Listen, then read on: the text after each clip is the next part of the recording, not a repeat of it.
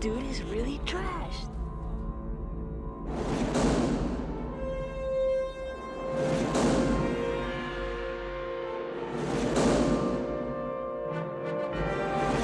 Regular Dudes! What? Stuff.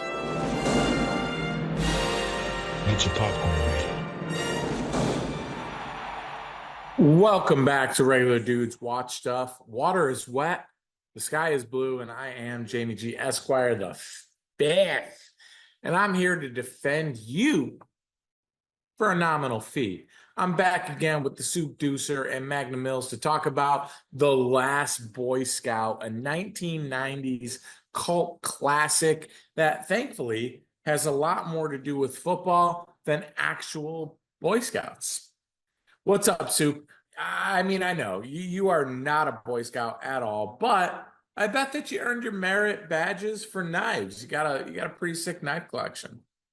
I do. I'm a wielder of many a knife. Yes, I've got a very good collection, a respectable collection of knives, But either way, I mean, that's here and there, man. A Boy Scout, not so much. Definitely dabbled in it when I was younger, man. Went through the whole thing. I never did the wee bloat thing, though, because I didn't make it that far. Anyway, fucking a little bit of Boy Scouts is always good. But pertaining to the movie, whole different meaning, man. Whole different meaning. And this is a great one. Can't wait to get into the details and everything behind this one. But please, whatever you do, don't forget to fast forward each the fucking tape. Not unless you fast forward. son. No, don't eat the tape! Fast forward, eats the fucking tape! I'm supposed to know It that. eats the tape! The only piece of evidence in your shitty car ate the tape? Yeah, you have to be very careful. People did not grow up in the era of tapes. And I think you're a chef scout, right? What you really get merit badges is knives and knots, which is pretty cool. And also a good name for an album if anybody wants to use Oh, knots. I hate knots. I don't do fucking knots, man. No meat twine. You don't work with the meat twine. Well, You're not I'll with do the meat twine, but if anybody's tying knots in bed, no knots. I don't like that. Meat twine, also a good name for a metal band. We'll take our royalties on that. And there's a little bit of problem because I really thought we were doing the Nancy Drew mystery titled "The Case of the Last Girl Scout Cookie," and I actually really enjoyed it. So whatever, call it a happy accident. And you should do the same if you've accidentally stumbled upon Regular Dudes Watch Stuff. Thank you very much for checking us out. You can find us wherever you get your podcasts and on YouTube. We're on social media at Dudes Watch Stuff. Same place on the web, dudeswatchstuff.com. Try to keep it easy to remember, just like the flaps and where you left your drink. FLAPS, follow, like, and please subscribe. If you had fun, please hit the thumb, and your drink is either to your right or your left, depending if you're right-handed or left-handed. Is that my left or your right? Or that is above my pay grade. Let's get the tailgate party started by talking about what we've been filling our holes with. On the latest edition of Holes in This House, Soup, tell us, what the hell have you been filling your holes with, dude? I mean, inquiring minds need to know. And after you tell us, can you jump through a table? I'll light it on fire. Go Bills. I'll think about the table thing. Probably not today, but I'll keep it in mind for future. Always go Bills. Fire is a deal breaker. Yeah, well, no, I mean I like fire only if it's lit by Spaceballs the flamethrower. If we can throw that in the mix, then we got another game to play here. So may I be fortunate enough to die at the hand of Spaceballs the flamethrower. So we'll see, man. Yeah, we'll get there with that one. See what we can bring to it, man. See what we can bring to the table for the table jumping. Either way, story yet to be told. This story right now to be told is what have I been filling my holes with, man. My holes have been filled with some different shit this past week, dude. I've had not a lot of free time, but a little bit more, a little couple extra minutes here and there. I found a couple 10, 15 minutes here and there, filling them with something different, filling them with video games, something I haven't done in a long time. Decades, years. I finally got the ability to play a couple of games. So I got a couple of games, dude, and I've been shredding it on Tony Hawk Pro Skater 1 and 2. Just loving it. Just really leaning in, man. Got the cheat codes to where I can not, the balance. I know that's kind of cheating, but I like having the balance just so I can continuously skate, dude, because it makes it more fun. Anyway, so I got the game where I want it now, made up a character, and it's not where I have gone through everything yet because I haven't. I don't make it that easy. I still don't have the ability to reach all the goals, even though I can do a couple. Yeah, either way, man, I'm having fun with the Pro Skater, man. It brings me back to a long time ago. and it's a good one, man. I've been busting that out a little bit, spending a lot of time on that one actually, because you can just jump in and That game sucks you in. You go like, oh, I'm just gonna play like one little match or whatever, go through one thing, and then you turn around and you've heard Superman by Goldfinger 12 times, and it's been an hour and a half. I already turned off the audio tracks and just play my own music and You just might be use able the to play, sound. yeah, you might be able to play your own now. I'd probably advise that. It You gets get a sick little of the bit same stuff, repetitious. you know. So, but yeah, it's fun to just jump in, shred a little bit, do a couple runs, and then do something else, So anyway, that's kind of like on my regular. Also, not as fun as I thought it would be going into the Grand Theft Liberty City. It's fun. It's Grand Theft. I love it. It's a lot more time consuming. Got to spend more time with it. So I haven't really, but I'm getting there. I have spent some time with it, but haven't devoted the time it takes to play a game like that. However, I do have it. It's there. So I dive into that every once in a while as well.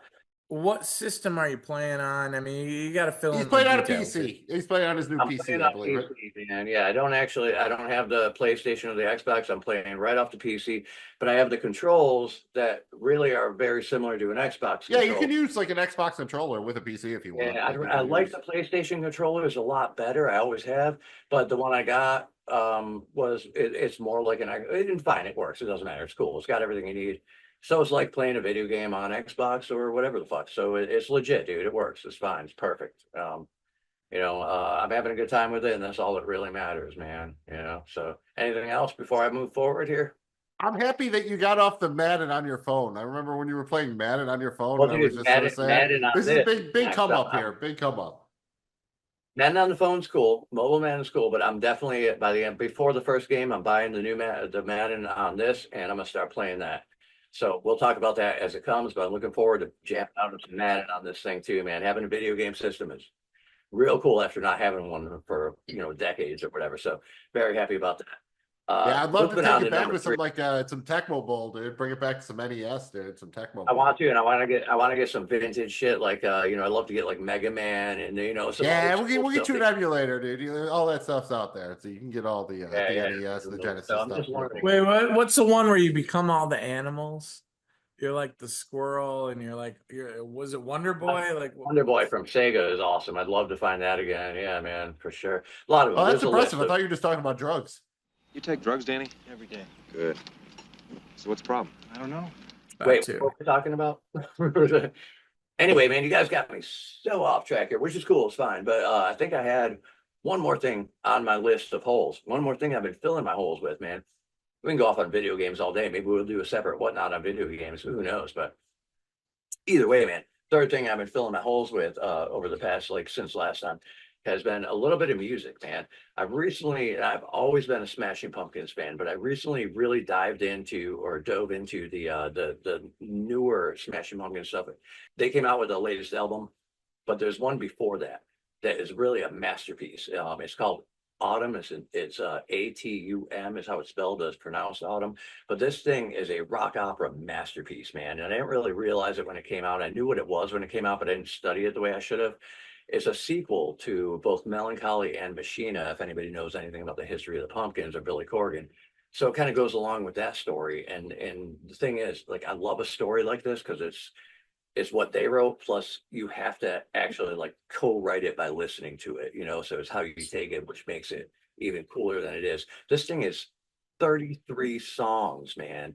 I mean, it's ridiculous. To even do that is impressive. But like I said, man, the more and more I've been listening to it and studying it and trying to figure out what it really means has really gotten me back into the whole Smashing Pumpkins thing. Not so much of a Siamese Dream or whatever, which is also awesome, but the stories that he's made with masterpieces or big epic albums like Melancholy or like Machina, and now the third installment, which is this Autumn joint, which is fucking awesome. So definitely check it out, dive into it if you're ready for something like that or want to take the time to do it. You're not gonna have zingers like radio play. There's no Today, there's no Disarm, but it's really good. There's a lot of really good tracks on there, really good music. Plus, there's a really good story if you have followed it throughout the decades long existence of the Pumpkins. So impressed. I'm happy with it, and I'm kind of disappointed that I didn't do it sooner, but I'm here now checking it out and stuff, and I'm stoked about it. So that's where I'm at with that one.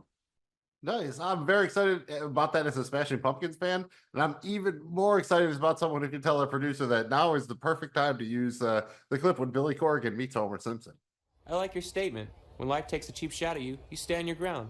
Billy Corgan, Smashing Pumpkins. Homer Simpson, smiling politely. Love that one. I'll keep it pretty short and sweet here. I am keeping up with the current season of Futurama on Hulu, the reboot. It's Futurama. If you like it, it's Futurama. It's not really peak. Maybe they will get to one, but so far it's been a pretty solid season. They're calling it 9. I think it's 13, depending on which way you order the seasons. No biggie. And I also finally checked out Ford versus Ferrari. Just came on Hulu. Wanted to check this one out for a while, but was a little bit, in that 2.5 hour range. I was like, all right, I want to sit down, check this out. I happen to have a window for it. Matt Damon, Christian Bale, about the big Le Mans 24-hour race. Very cool, historical. John Bernthal. Great cast. I super enjoyed it. Sucked it right in. I just nothing but good things to say. James Mangold. I think after this he did Indiana Jones and the Dial of Destiny, which I didn't hate, but loved Ford vs. Ferrari. Thought it was awesome. And as far as newer stuff, I have seen the first episode of the current season 4 of Only Murders in the Building. It's good. I like it. The one thing I'll say about this show, the more I think about it, it's kind of a hangout comedy, but it's also a murder mystery. I almost like it better when you can binge it. So I might let a couple of these stack up. So I could say watch the next 3 or 4 and then let them stack up again and then watch the finale live or something like that. I think they play a little bit better when you can watch a couple in a row, but it's not necessarily the best binge because it is a murder mystery. So it doesn't have quite the same impact the second time around. And then finally, I've seen the first 3 episodes of the new season 2, The Rings of Power, Lord of the Rings show on Amazon, and it's fine. It's very, very fine. I feel bad though. They spent like $1 billion, and I'd rather watch Fallout for what it's worth. I'd rather watch Invincible. I'd rather watch The Boys. It's not bad, but honestly, for bang for your buck, it's about as good as Reacher. I don't think that was what Amazon was thinking when they dropped like $500 million on it. Not bad. You can definitely tell they've scaled back the production quality. I'm sure it's going somewhere. Another show I think plays better on a binge. I like it. Nothing against the Lord of the Rings. I always enjoyed the books. I haven't read them in forever. Probably should check them out again. Check out the original 3 Lord of the Rings trilogy. Super awesome. Love those Peter Jackson movies.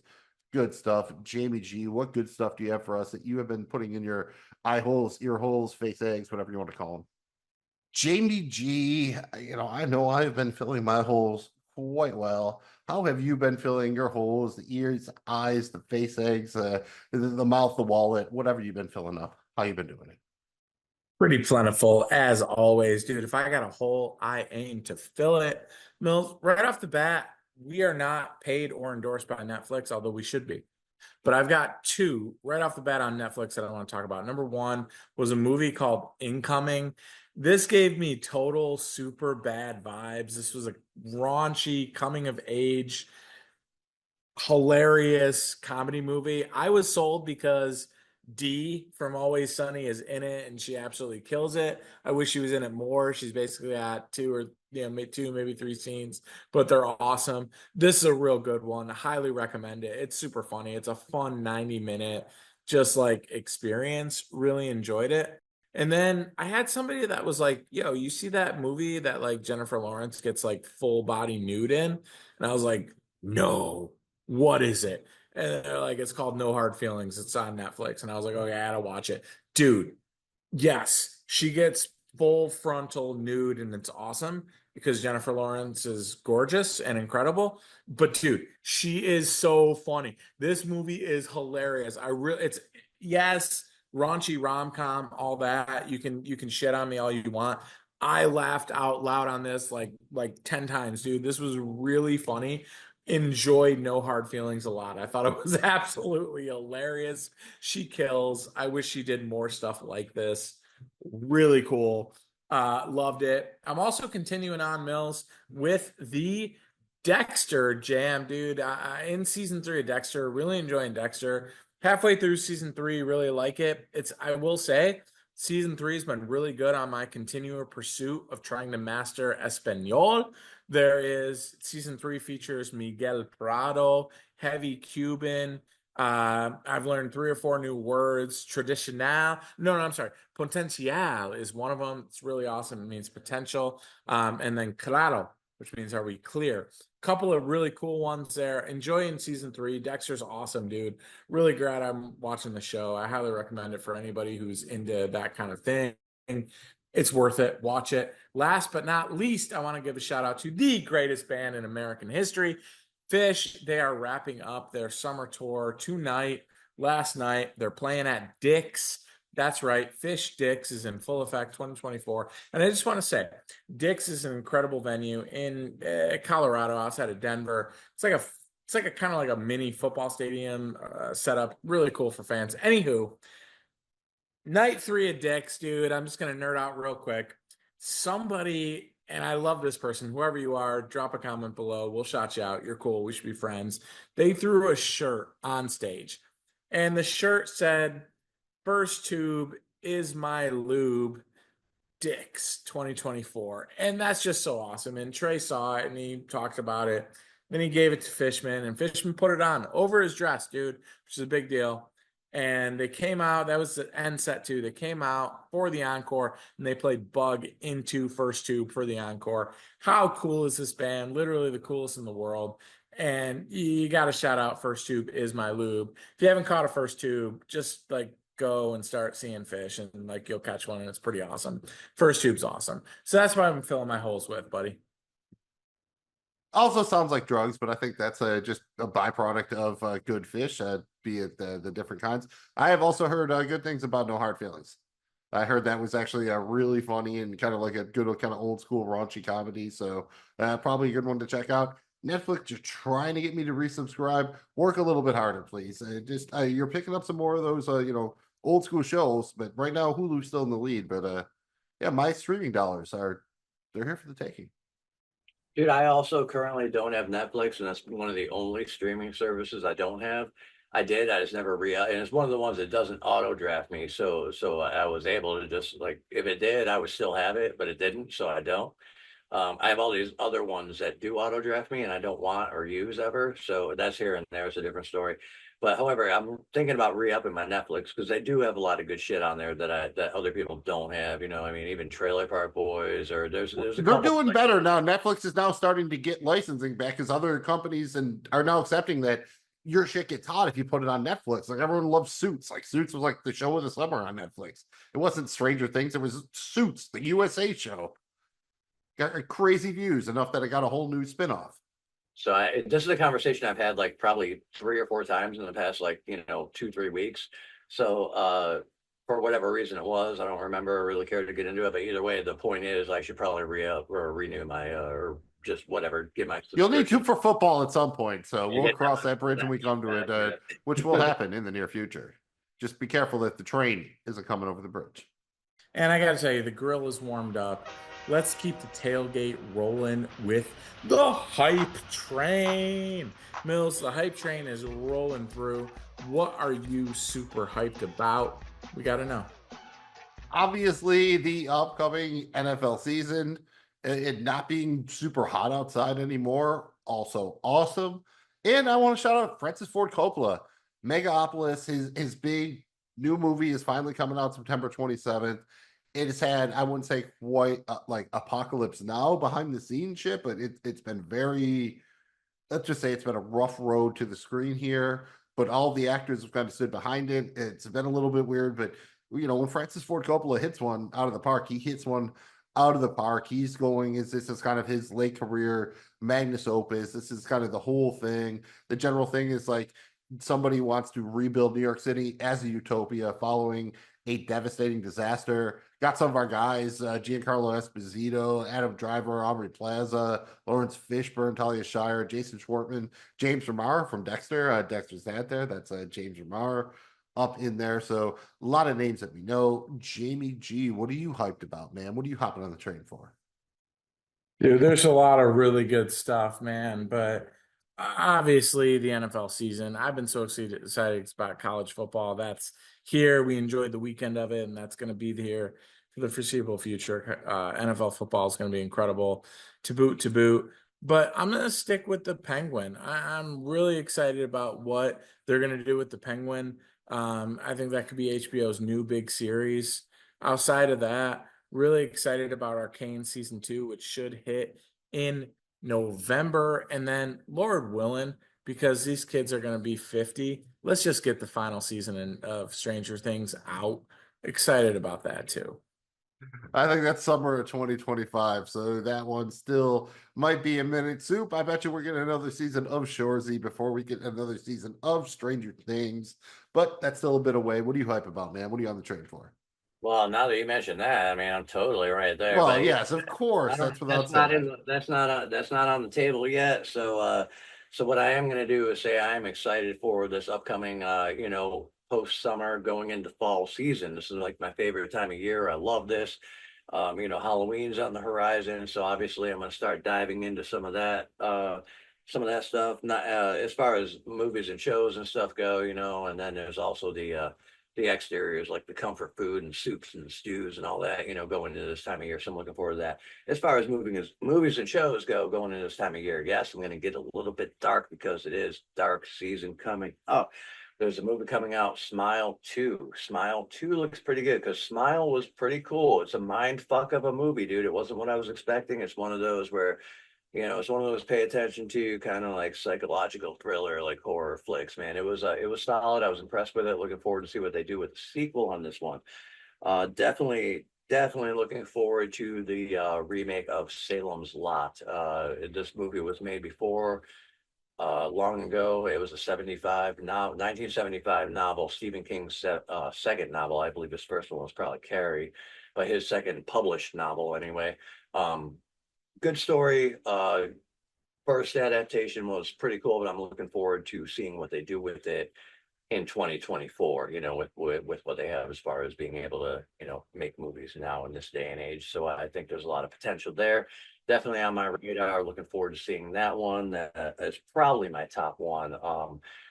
Terrifier 3 has also been on my radar. I've mentioned this before in previous episodes, but looking forward to that one coming up. Anybody who doesn't know Terrifier series, it was like an underground, whatnot, real low budget, took off, got a following, kind of a cult classic almost now. After 1 and 2, and the third installment should be a banger. So if you like that kind of thing, go for it. I'm looking forward to it anyway. So, and then again, I'm looking forward to the return to Silent Hill. I was always a fan of the game. I used to like the game a lot, playing it back in the day. And then they made the first movie. The first movie, I forget what year it came out. It was it was probably like a 2000-ish flick. Anyway, it was cool. I think it did the game justice. It felt like you were in the game. It was definitely very, very entertaining to watch and kind of put you in that world, So I'm looking forward to the next installment here on that as well. Well, guys, it's time to fulfill our legal requirement to reference Archer in every episode of Regular Dudes Watch Stuff with our sterling suggestions.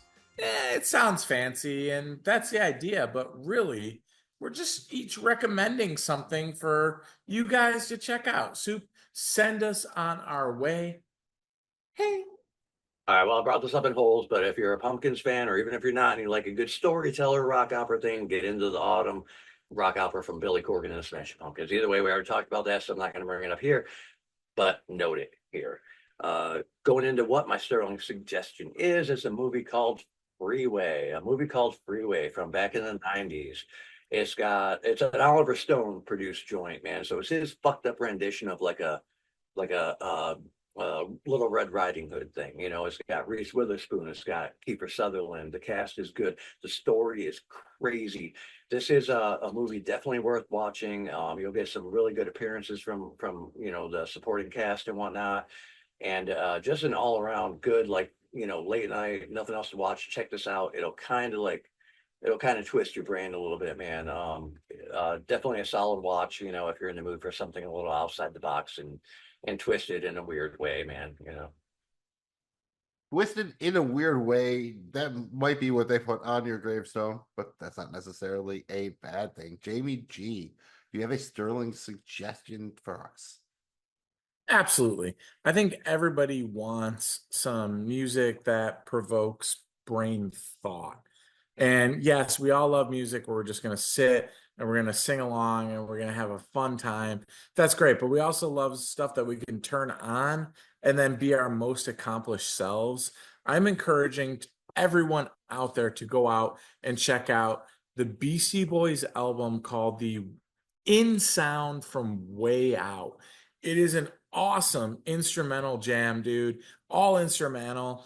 It's super cool. This is not one if you're looking for like that legendary like Beastie Boys like Sabotage and Ill Shot and all that. Not that, but dude, very very cool, funky instrumental jams, and it's an incredible album. You can listen to front to back.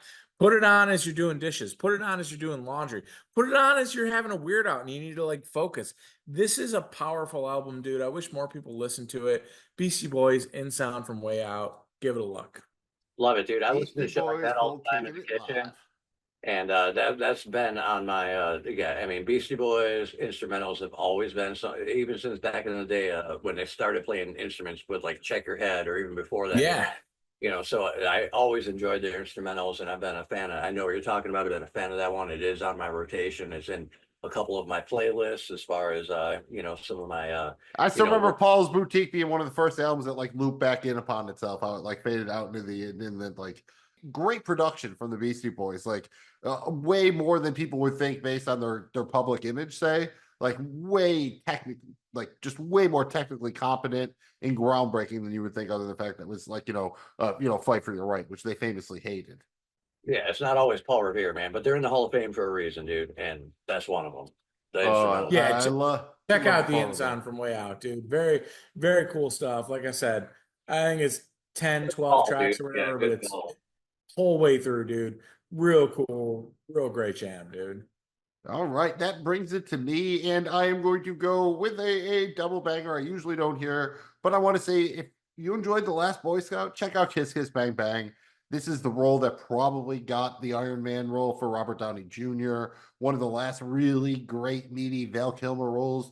I don't want to say a lot about it other than it's another Shane Black flick through and through, a little bit of Christmas time setting going on, a little bit of neo-noir, great cast. I don't want to spoil it, but check out Kiss Kiss Bang Bang. But we're also approaching the football season. It's here. And I have been checking out the league on FX, on Hulu. I watched it when it was live years and years ago.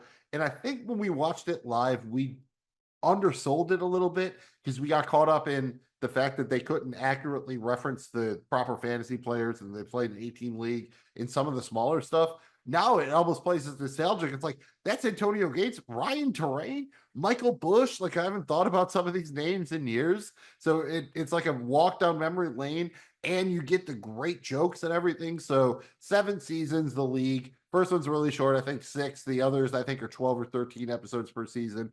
Run 7 seasons. Again, all streaming on Hulu.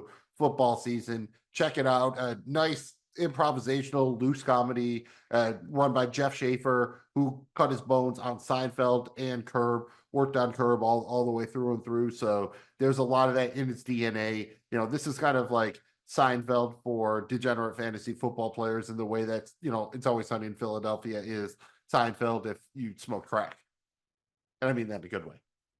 Crack is whack, though. Crack is whack.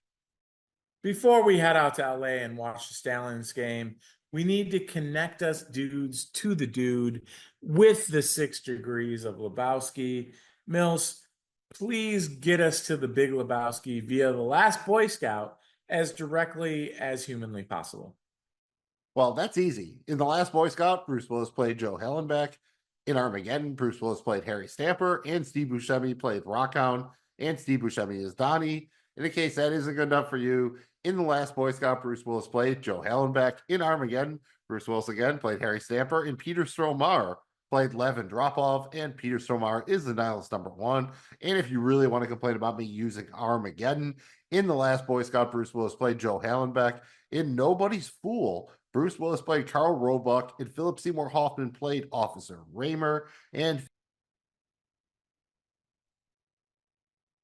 Brent. God damn it. He's in seclusion in the West Wing. Mills, I have to admit, you did a pretty great job there. But how about giving us a fun one? Give us one that connects us to the dude himself. all right. Grant Cam. So otherwise, he has to pay 100. Yeah, all right.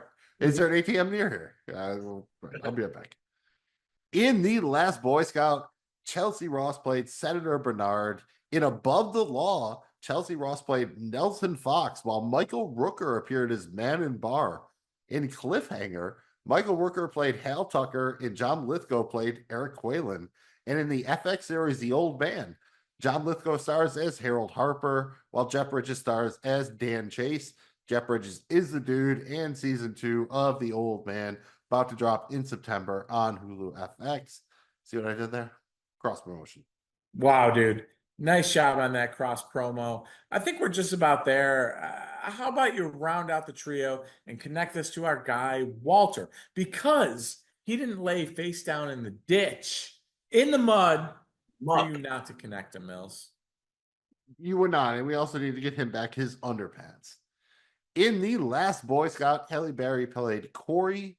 In Boomerang, Halle Berry played Angela, and Eddie Murphy played Marcus. In The Golden Child, Eddie Murphy played Chandler Jarrell, and James Hong played Dr. Hong. In Wayne's World 2, James Hong played Jeff Wong, while Ted McGinley played Mr. Screen. In Revenge of the Nerds, Ted McGinley played Stan Gable, and John Goodman played Coach Harris. And God damn it, John Goodman is Walter. Got Revenge of the Nerds, Wayne's World 2, and The Golden Child, and Halle Berry. Nice. Wow, dude. Well, dude. Yeah, that's a triple threat. As always, the tailgate party was a ton of fun. But now it's game time, baby. Mills, go ahead and start us off with the details worth knowing. This is The Last Boy Scout, directed by Tony Scott, on a screenplay by Shane Black, story by Shane Black and Greg Hicks, produced by Joel Silver and Michael Levy. Cinematographer was Ward Russell. 3 editors here: Stuart Barrett, Mark Goldblatt, and Mark Helfrich. Music by Michael Kamen. Originally released December 13, 1991, had a budget of $43 million, and it grossed $114.5 million internationally at the box office, starring Bruce Willis, Damon Wayans, Chelsea Field, Noble William, Taylor Negron, and Daniel Harris. The short plot synopsis is: a down on his luck former Secret Service agent teams up with a former professional quarterback to solve the mystery of a dead woman. Of course, it's more complex than that, and eventually they'll take down a sitting senator and one of the most powerful owners in the professional football league. Just so you all know going in, before you step any further into this, man, this is going to be a full-on spoiler discussion of The Last Boy Scout. We could also discuss other Shane Black, Bruce Willis, Tony Scott movies. There might even be Damon Wayans movies on the table. Is there in case? We'll try and give you a heads up if we do, but be warned. Remember, Satan Claus is out there. So here you have it, man. We're going into it, dude. The Last Boy Scout. And Soup, this is originally one of Jamie G's repitches. We kind of all agreed to do it. I think we'd all been looking forward to it. Before we went into the rewatch, like, what was the thing that stuck into your mind about The Last Boy Scout? For me, I always remember, Cole in the end zone there. I remember the dance and the jig, Jimmy Dix on the horse throwing the ball, all that kind of stuff. Like, coming into this, like, what were your main impressions, memories of The Last Boy Scout that stuck out to you? Aside from the bells and whistles that, a lot of people would think about right away, to me it was weird. To me, it was the camaraderie between the two main characters that kind of stood out, and I like that kind of like oddball, like duo, unlikely duo team up, and I remember that, and it was a big thing because this is a movie I saw a lot as a younger version of myself, and Damon Wayans and Bruce Willis, the characters they play in this movie, and the way they kind of grow together or whatever was really a big thing for me, and that's kind of what I was mostly looking forward to going into it. However, there are a lot of other things that are very, very, very cool about this movie, Yeah, I'd say it's like the easy chemistry, right? Like, they just seem to, they don't really try that hard. It makes sense. They complement each other well. Jamie G, this was your baby.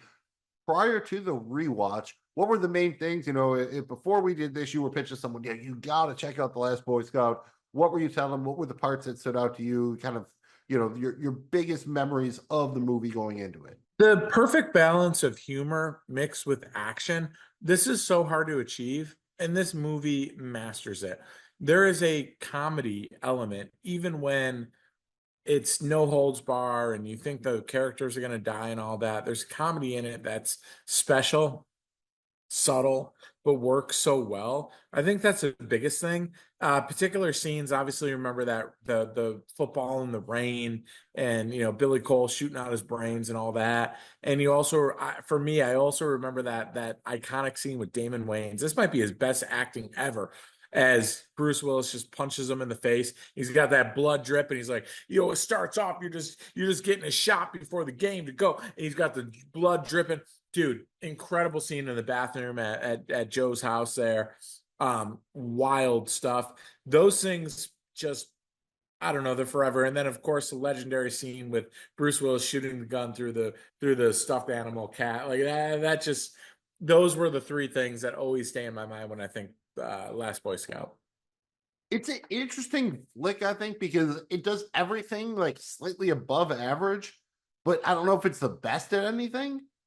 So it was a weird one to kind of rate or vibe because there's never a dull moment. It's a Tony Scott flick. It looks good.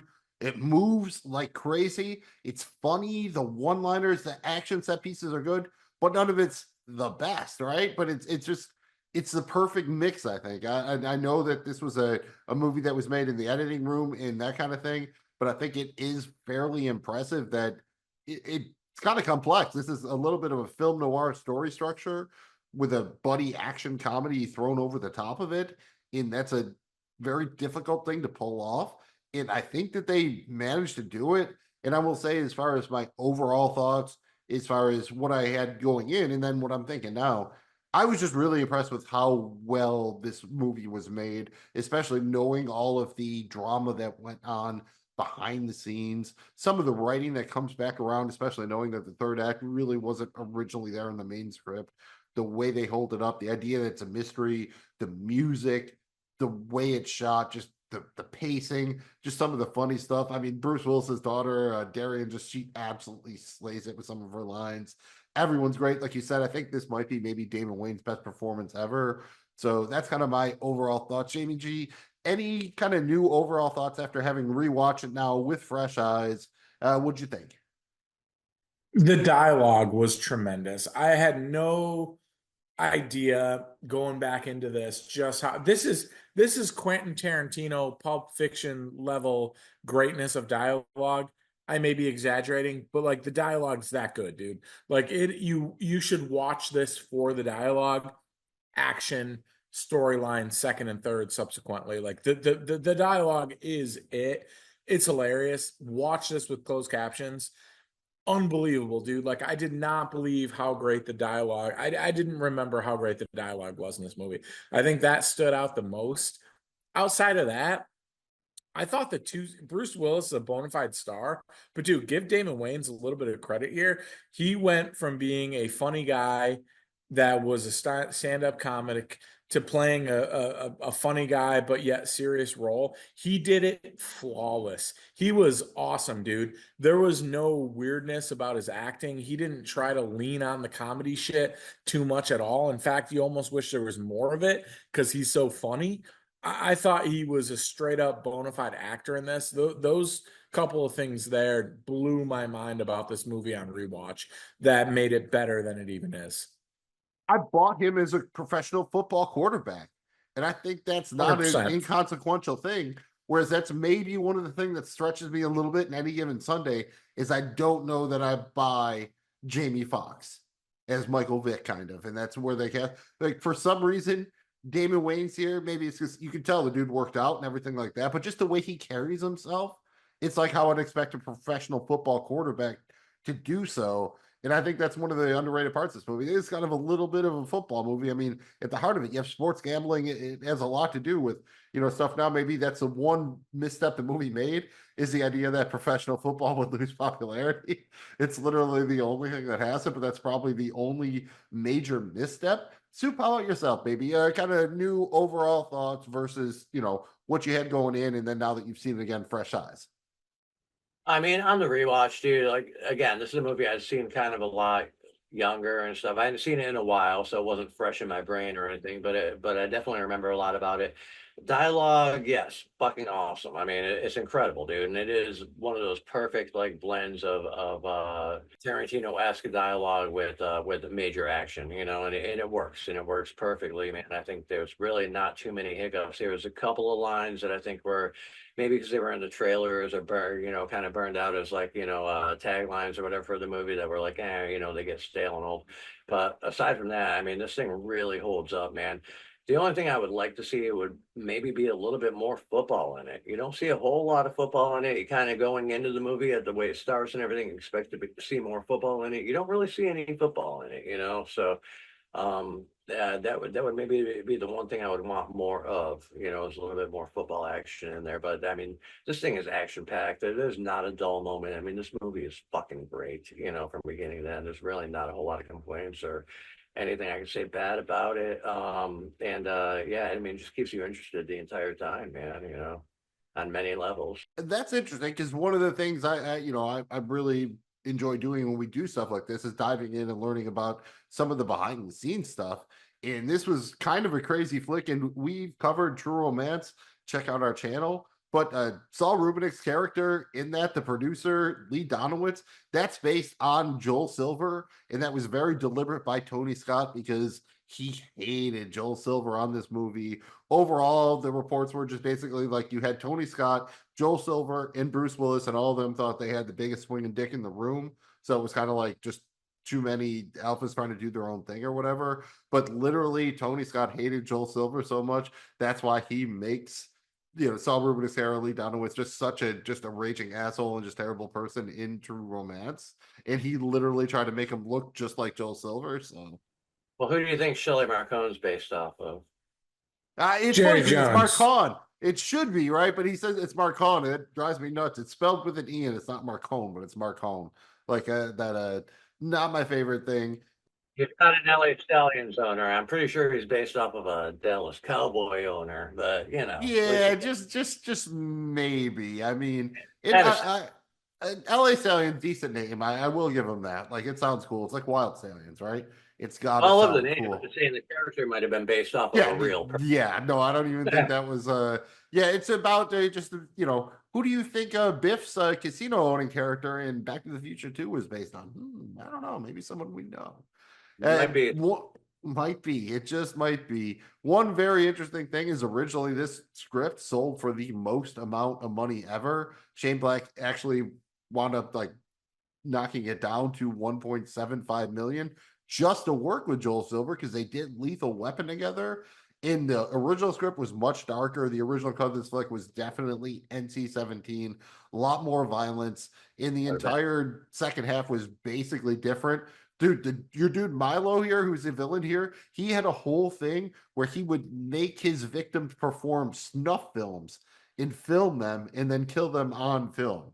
Like, this was a real part of the original script, like crazy dark, and it makes some of the stuff that where Milo is like really crazy make a little bit more sense. And the entire final act is like a big boat chase. It's not even in the football stadium. I do like the idea that it's in the football stadium better than having a boat chase. I mean, that feels kind of like the end of Striking Distance. I don't necessarily think it's the worst thing in the world, but Well, he does that to everybody. He calls me James. it was definitely a different script to begin with. One thing that I always thought would have been interesting if they would have the balls to do it is when Billy Cole shoots himself, instead of saying "Ain't life a bitch," the original line was "I'm going to Disneyland." Damn. Would that have made it better? Yeah. Oh, yeah. Damn it. That would have made it a little bit better, right? Like just the kind of just the touch better. Sorry, it's eating me up. I fucked up the James and the Joseph, and now it's gonna It's eating me up. It's eating me up. Damn it! All right, I'm over it. Let's proceed. That's what I'm gonna do. One interesting note, obviously Shane Black wrote Lethal Weapon, and you see one time in the movie, Joe's daughter is actually watching the scene where Riggs gets tortured. The conversation about Jimmy wearing the $650 leather pants that do not have a television in them, that was actually taken from the original Lethal Weapon script. So Shane Black recycled that. And they also recycled the explosion at the end of the movie when Marcon dies. That's the exact same explosion you see when Jack Slater's house explodes in Last Action Hero. So once again, bringing it back around to stuff we've already covered. And when Jimmy picks Joe up from the police department, that's literally the same Beverly Hills police precinct where Bogomil Taggart and Rosewood work in Beverly Hills Cop 2, also directed by Tony Scott. So a lot of cool stuff in there. And we always love the Always Sunny. If you're watching season 12, Scott Bakula appears, and Chelsea Field, who's Bruce Willis's on-screen wife here, that's Scott Bakula's real life wife. Shout out. Yeah, shout out Bakula, dude. We love you, Bakula. Shout out Bakula, dude. Yeah, man. This is generally classified as a buddy action movie or a buddy cop movie. This came out in late 1991, which I'd say is right around the peak of that subgenre. I'm curious as to where you dudes rank this among similar movies from this era and what maybe sets The Last Boy Scout apart. Mills, thoughts on kind of where you are with this genre with The Last Boy Scout? I think this is better written than most of the flicks in this range. I don't know if it's better than the first Lethal Weapon, but I think it's at least there with 2 in all of the rest of them. I don't know, like the 90s are weird. You put this next to Bad Boys. Bad Boys is maybe a little bit funnier, but I think this is definitely filmed a little bit tighter, moves a little bit better, the dialogue's a little better. I mean, Die Hard with a Vengeance is probably another kind of interesting comparison because you have Bruce Willis. You know, we've seen both these actors do it. I mean, David Wayne did it with even Steven Seagal in The Glimmer Man. He did it with Adam Sandler in Bulletproof. I think this is just one of the better representations of this whole idea of the buddy cop or the buddy action movie. I think it's right up there with some of the best stuff. And it's maybe not as comedic on the face of it as say like something like Rush Hour or Men in Black or something like that. Other movies from the 90s, kind of the same thing where you had the straight-laced guy and then the funny guy. I just think this is better written. It holds up better overall. And again, the only real miss, I think, was just the idea that professional football, wouldn't just last forever and that legal gambling would be that big of a deal. How about yourself, JBG? Any thoughts on The Last Boy Scout kind of versus these other, buddy comedy, buddy action flicks? I think they found this proper balance of being relevant. I think it was definitely a concern in that era about what free agents and kind of the money being spent on players would do to the NFL. Obviously, the NFL proven to be the system that can't be beat, but I think it was relevant. I think they also did an honest job kind of demonstrating like the arrogant assholeness of ownership with Shelby. I thought that was really cool. Outside of that, Mills, I thought this movie did a good job of kind of balancing the comedy with the action. I think it's really hard to do, and when you balance it right, it's just oh so sweet. And they nailed it here. Even the most intense scenes had a comedic element to it, but it was never forced. Soup, what about you? I'll have to agree with that, dude. And like, when this movie came out, you're talking about Bruce Willis in the midst of his McClane Die Hard early days and everything else, so you're dealing with him as that character kind of, which is the same character pretty much in this movie, which is fine, it works, it's perfect. But who do you have to go with him? What do you have? You throw in Damon Wayans, dude, who is in the heyday of his career back in this point, And this could have been like anybody could have played. I don't want to say anybody, but there could have been a lot of people that could have played this role. Damon Wayans got it. I think he was perfect for it, and he crushed it. He didn't go too far with, coming off of in Living Color, trying to do a comedy thing and everything else. He had enough comedy to where it worked, but enough seriousness to where you could take him as a legit actor as well, or you could understand him as an actual being that character. So it wasn't all just comedy. There was a really good, perfect balance of the mix of the two, and I think that worked. I mean, and then in the in the ski, whatever with the movie, being that it's an action movie with comedy, it was a perfect balance of action and comedy, like you guys have said, man. I mean, there's nothing wrong with this movie unless you really want to nitpick some of the little things. I mean, this was a stellar movie for when it came out, and it's always been a kind of like one of those when in doubt, I could throw it on and whatever. So it's been a while since I'd seen it, and I'm a little upset that I hadn't had it in my rotation for like a bunch of years. But now, it'll be there on my radar to kind of like throw in there on a rainy day or whatever the fuck, I mean, it's a good overall movie, man, on multiple levels. I mean, there's layers here, dude, and I love layers, so doesn't disappoint. Only complaint's hard to find. The 7-layer lasagna is his jam. One thing that you can't forget about with this movie is the opening. Seeing Billy Cole running through the rain, shooting people before killing himself in the end zone is a crazy way to start a movie, right? And has this changed the way you watch football? Do you always kind of in the back of your mind like envision that scene? Because it's kind of crazy, right? Absolutely, dude. This is something that you never forget. Once you see it, it's always going to be in there. I do think that's like this movie starting out set the bar that high with the opening scene. There was nothing else like that throughout the movie, which might have been the smart play, but still at that point it was there, and it's impactful. It's so impactful because I don't think we've ever, even to this day, really seen anything like that. I can't think of another scene where a football player is on the field with a weapon, even a bat or a club. It was just, highly inventive, certainly disturbing.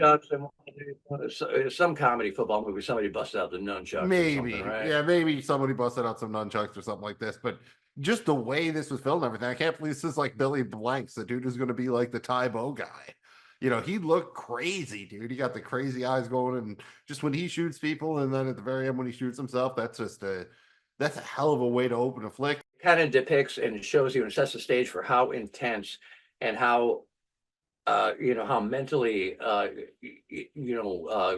insane it is to be playing on a level like this, especially when you have elements like exterior elements like gambling, like money, like things in line for pressures, all these pressures, like I deal with pressures every day. Like this has to, like timing, this has to be perfect. This has to be perfect. When you're playing on a national stage, a professional sport where there's like, that kind of shit involved, having to do everything and execute perfectly. And like, dude, what if you don't score a touchdown? It's raining out, I mean, it's a monsoon, plus the other team's trying to stop me, like things like that. And then it's like your life might be at stake. What do? You get driven to the point where Billy Cole got driven to and just said, fuck it, man, I'm gonna pull out a gun and just shoot people because life's a bitch, And then you die. Does a good job of setting up Jimmy Dix, I think, just why he is the way he is a little bit. And Jimmy G thoughts in the opening. Was he the quarterback at that game? Yeah, I No, don't think he was. not. After the fact, right? Yeah, so he was previous. It also sets up the whole Milo thing and just the importance of sports gambling. But I think for me, I want to just talk about just how cool the football scenes were filmed.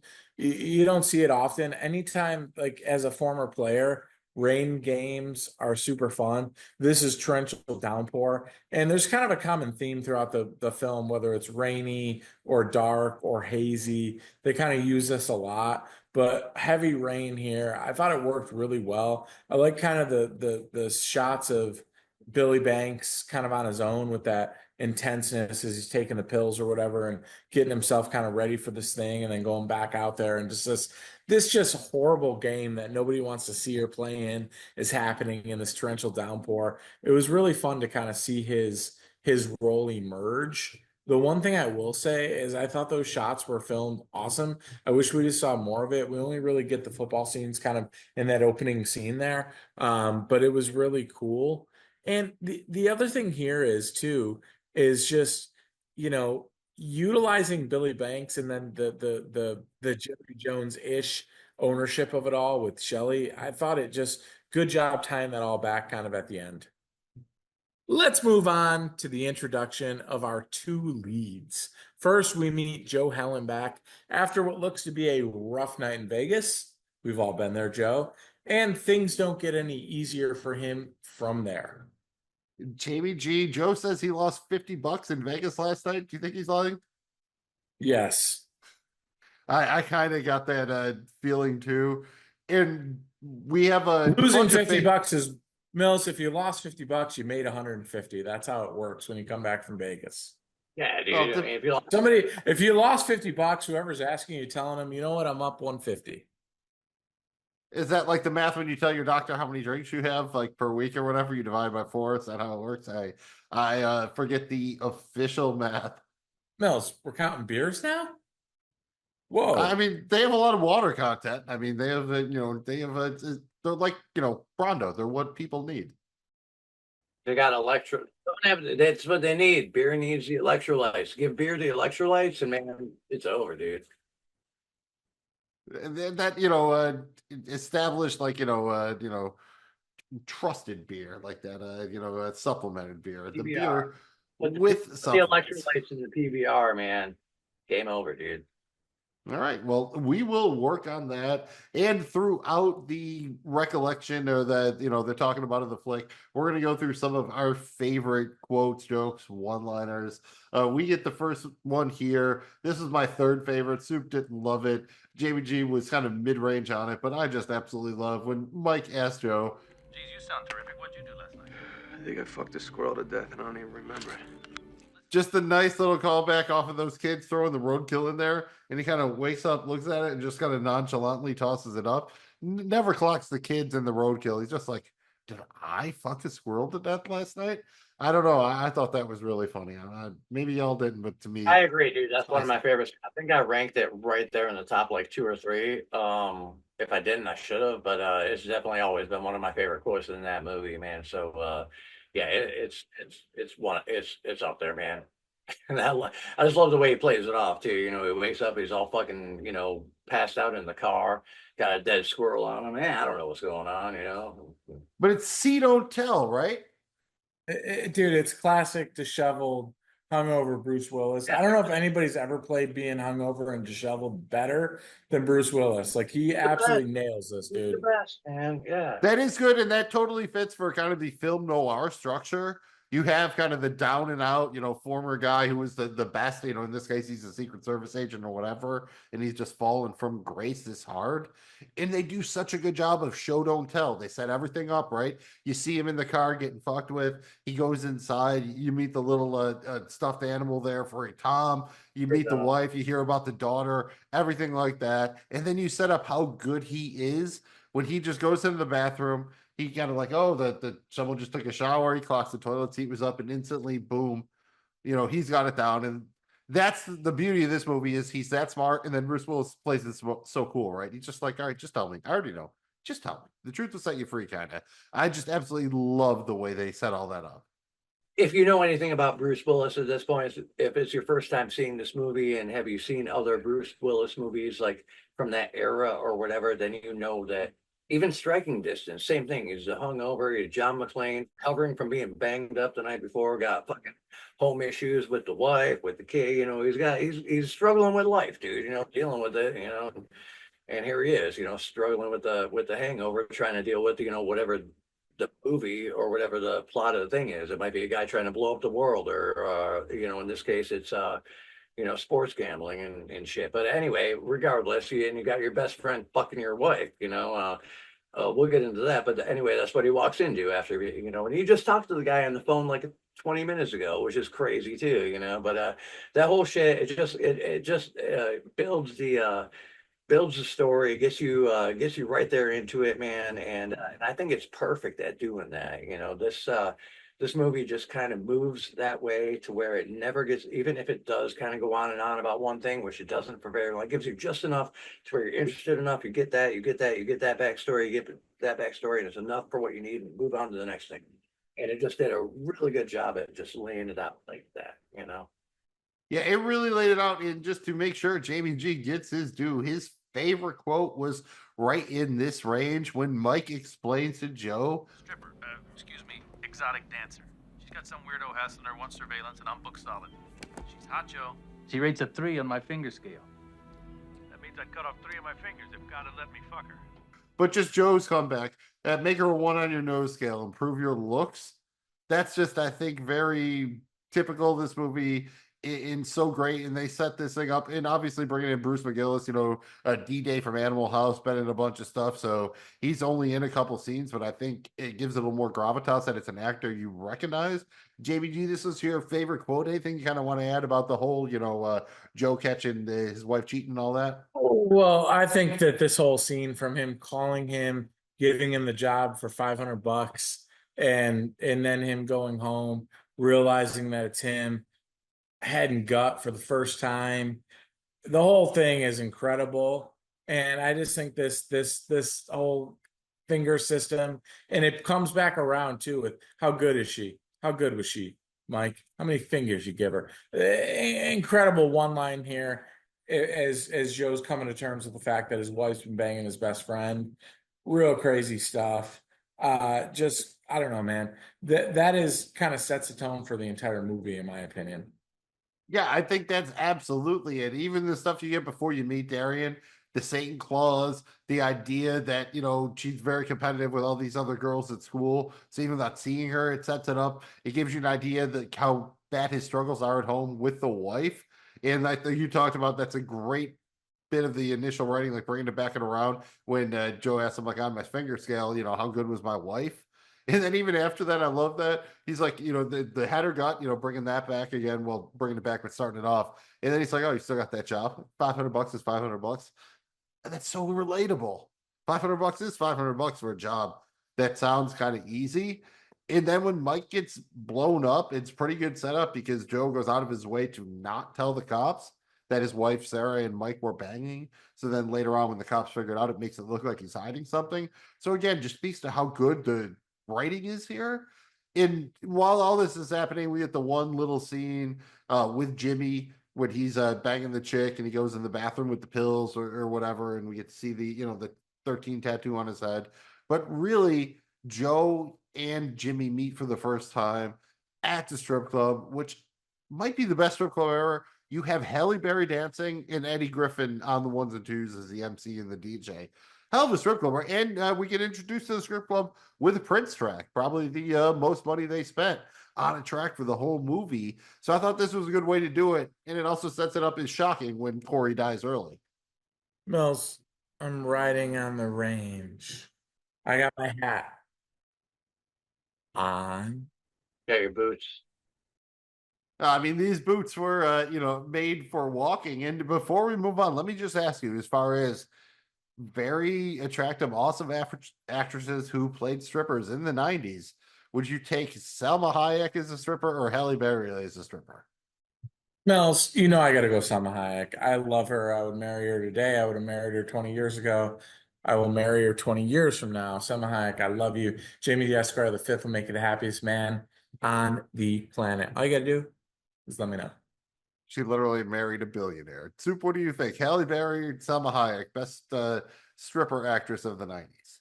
That's tough, dude. But I gotta go with Selma Hayek too, man. From that from Dusk Till Dawn, Joanne with the snake and everything, and just her. I think you saw more of it. If Halle Berry had more of a role here, right? Yeah, you're definitely right. But you're forgetting Selma Hayek also played a stripper in Dogbutt, so she's got a twofer. Yeah, got a twofer in there, man. Got a twofer there. I think this is just good setup overall, right? Because you get the idea. Joe's cool. Like, he's like, really, I'm not trying to move it on your girl or anything like that. It sets up who Jimmy is pretty well. And you get the one line at the bar. I gotta be something, Harp. Because nowadays all I do is lose friends, drink, and nail anything with a heartbeat. Yeah, well, just stay inside a bar, huh? I think it was a really good introduction between him and Hollenbeck here, and there's a couple things I really think stood out as far as the dialogue there. One of them being with he starts out with "You're nobody," and Hollenbeck's initial, just without even batting an eye, was like, "Shh, don't tell anyone." I mean, little things like that are great, because when do you ever run into a situation like that? And if you do, that's how you should respond. So I try to play my whole life like that. Little things like that happen and respond the right way. Yeah, I think that's some of the film noir influence. It's always these short kind of one-liners, right? It's almost Dangerfield-like. And he even gets called out as like being Dangerfield later in the film. Yeah, another thing I love about this movie is so many reoccurring, even if it's just one or twice or down the road or here and there. It's like, it says he couldn't protect a warm cup of piss. Later on, it comes to a situation where his drink gets spilled and he's like, "You spilled my warm cup of piss." With piss. Yeah, there's a lot of great runners in this. Yeah. So many good ones. Oh, yeah, absolutely, man. So, I mean, that scene right there was a really good, kickoff between the two of them, as far as getting that game going. you have these two guys doing it and Halle Berry dancing in the background with Eddie Griffin on the ones and twos. Hard to beat it. Jamie G, anything on kind of the the meetings here in the strip club before we go outside and get the action kicked off? How cute is Corey? She absolutely crushes here. You're rooting for her. It's sad to see her die so early, and it's really one of those ones where like, wow, if they just blew that off, this is going to be a big time movie. They got something else coming. And so, after they're at the Joe goes outside, he has a smoke or whatever, and he gets knocked out. And that sets up one of my favorite bits of the movie where he is kind of paired off with this other gangster dude, and he starts making jokes about like wrong place, wrong time. Nothing personal. That's what you think. Last night I fucked your wife. Oh, you did, huh? Well, how'd you know it was my wife? She said her husband was a big pimp-looking motherfucker with a hat. Oh, you real cool for a guy about to take a bullet. After fucking your wife, I'll take two. I don't know, but the aerial photograph one kind of broke me. Ask me how fat she is. Fuck you, man. How fat is she? She's so fat I had to roll her in flour and look for the wet spot. You wanna fuck her, you gotta slap her thigh and ride the wave in. I'm not saying she's fat. Her high school picture was an aerial photograph. And you get a cool little car chase here with Corey and Jimmy and the guys going, and then the shootout. And that's just, again, I think just really well shot Tony Scott action sequence. Jimmy does show that he's pretty spry. It's very cool when Joe comes in, like both, he does the double guns, the classic 90s double guns. Very cool. It doesn't probably make a lot of sense. Everyone probably should have died. And the goon gives Joe the similar choice to what he gave Mike. Jamie G said it before, chest or head, like head or gut, same thing. So that keeps coming back around. So I think just, again, really well written. And even when Jimmy kind of pushes Joe, like, why are you still doing this? Like, dude said, like, oh, if I die, he gets away. Some of the writing and everything, and just, it's so cynical and dark, but so much fun and just so well done. Anybody got anything to add on kind of the big shootout here, or Joe's face off with the other gangster? The situation with the hitman or the thugs was hilarious. I mean, who doesn't love wife jokes or mom jokes or whatever? I mean, it's hilarious. In this case, it was wife jokes, and they were great. He delivered them perfectly, and it worked for him. It's not always gonna. In this case, it did. Got him out of the situation he was in. So, I mean, hey, man, if you need an aerial photo, or if you need to slap the thigh and ride the wave in, however it takes to get there, man. We get to the point here where Jimmy's girlfriend is dead. And Joe is even more pissed off than usual. It doesn't take a genius to see that the team up, it's coming a mile away, but it's still super fun to watch it happen, isn't it? Oh yeah, all the stuff in the police station, we get a little bit more backstory, on Jimmy, and then they go to Corey's house and just start searching, which, as we alluded to before, ends with he finds a tape looking for the drugs, but Joe's car eats a tape. It's all pretty cool. I think it's pretty standard stuff for both either a film noir flick or a buddy comedy. So I think it, again, goes down to good writing, executed really well. The jokes carry it. Everything is just solid all the way around for the most part. Shout out the bull who plays the lieutenant, Brazos there or whatever. I know it's not Brazos, but he's great. Like, just as that's the trope, right? The horrible cop, captain, lieutenant, chief, whatever he is, keeping our heroes from doing what they need to do. He's just perfect at it. You have the one line here. This was one of Soup's favorites, where he's like, Anything else, Lieutenant? Yeah. There's a new invention out. It's called the razor. Too risky. I might start thinking about you and slash my wrist. Dude, legendary comeback here. I mean, he just has that delivery, that demeanor, where it's like you want it kind of nonchalant, but still like that's what you're. No emphasis, really. He just delivers it perfectly in a straightforward way, to where maybe it shouldn't be funny, but it is, because it's him, and what he says is fucking hilarious. It's almost Frank Drebin-esque. He delivers it so flat, like there's never any real emoting or even facial expression. He's just like, nah, it's just another day. I'm here, Bruce Willis, living it out. This is my life, and it's tough, but it's funny. That kind of sets up the little bit of chase then after that, where they get caught by the dudes. And let's be honest here, the whole thing where Joe slams the C4 on the trunk thing and then gets the guy to shoot it to open the trunk. That's kind of wild, but I don't really care because the whole scene is just so much fun, especially when they're falling down the hill and they just trying to escape the burning car. Again, it's a very funny flick, but the action is also shot extremely well. So I loved pretty much every part of this. Anybody have kind of, anything to add here as far as, the car bomb, them escaping from the thugs before we get to Joe's house, let's say? Yeah, I mean, I like that scene. This was like kind of the first time they encountered anybody coming after them really as the duo that they are going forward in this movie. And it's like, man, we're being beat up by the inventors of Scrabble here, man. And I like the dude's vernacular. I kind of like that whole aspect of it. I think there was thought involved in even making this character, so I think it was kind of cool.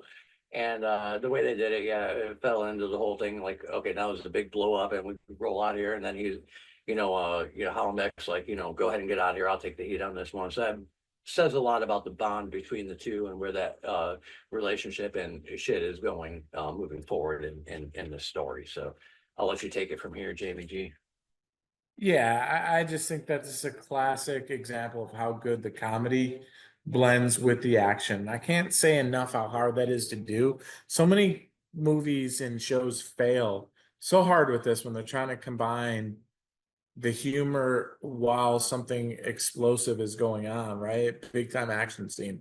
This movie does it perfectly, and these two are so just well suited to do it. I thought the dialogue makes it here.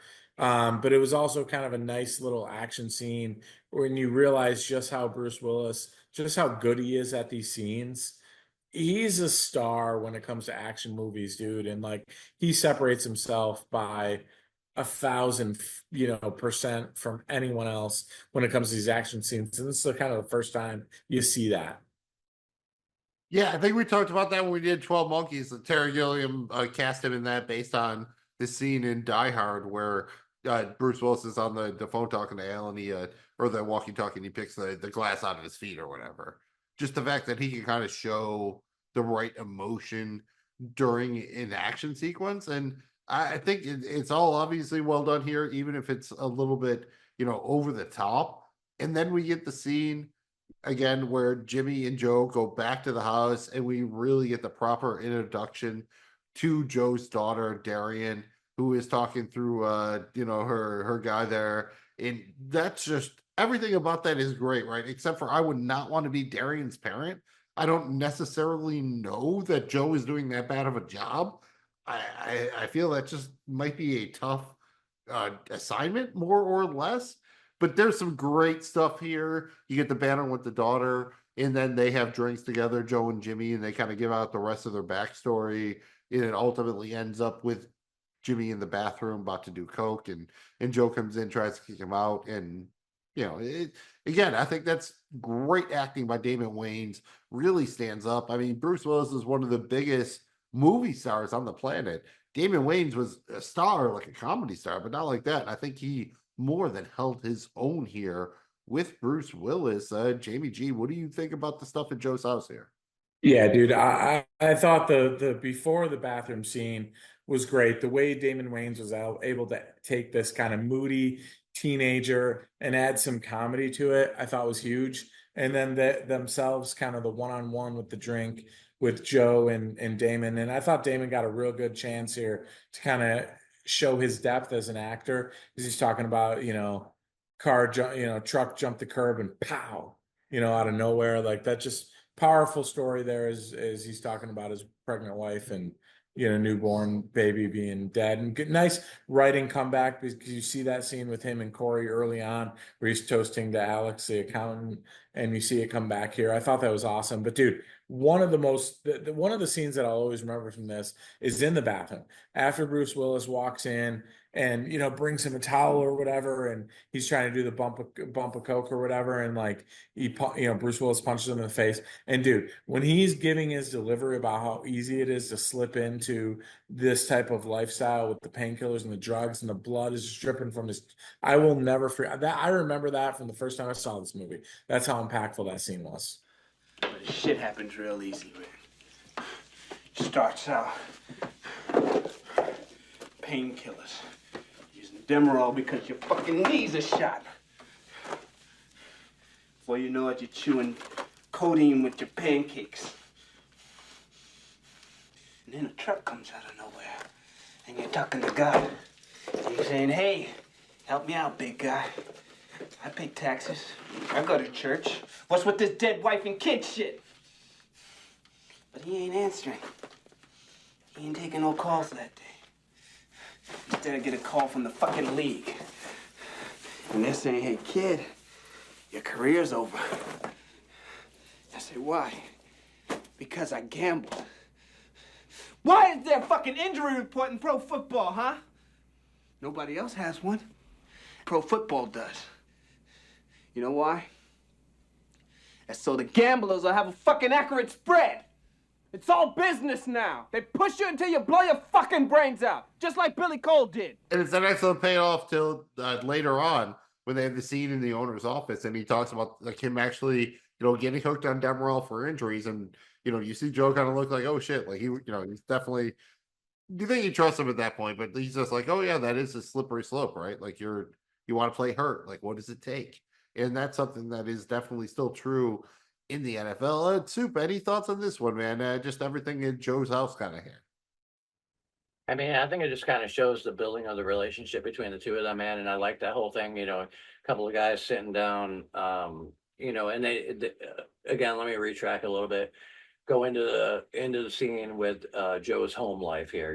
We got the wife that is not there, comes out for 1 second, says one thing, goes away. He kind of knows the deal. They're on fucking rocky road. Everything's no good with that. But the daughter, the daughter is there and making an impact and kind of showing who she is and how it's affecting his life and everything else. Which, man, I don't have kids that I know about. Thank fuck. I'm not. I'm not built for that kind of thing or whatever. Either way, that's here and there. But like having to deal with something like that would be incredibly challenging, not to mention the, everything else in life. So it's just another added element that's actually a super important added element. So I think he's doing his best on trying to balance all that. But also, you got somebody that's like completely intolerable, or for lack of a better word. Kind of rough, man. You don't get the whole backstory, but you get enough to where it's like, oh, this is the intensity he's dealing with right now. So it kind of gives you that leading up to the drink, and here's this what I'm going through, and then you get the story from Jimmy Dix there about his story with the wife, and the kid, the whole thing behind Alex the astronaut or Alex the accountant or Alex the whatever the fuck. And I like the idea that there's always doing a toast to that or whatever, and that was brought up too. So, dude, it's life. Everybody has that. I have conversations like not like that, but similar to that almost at least once a week or something when I go out and talk to somebody and just sit down and have a drink with them.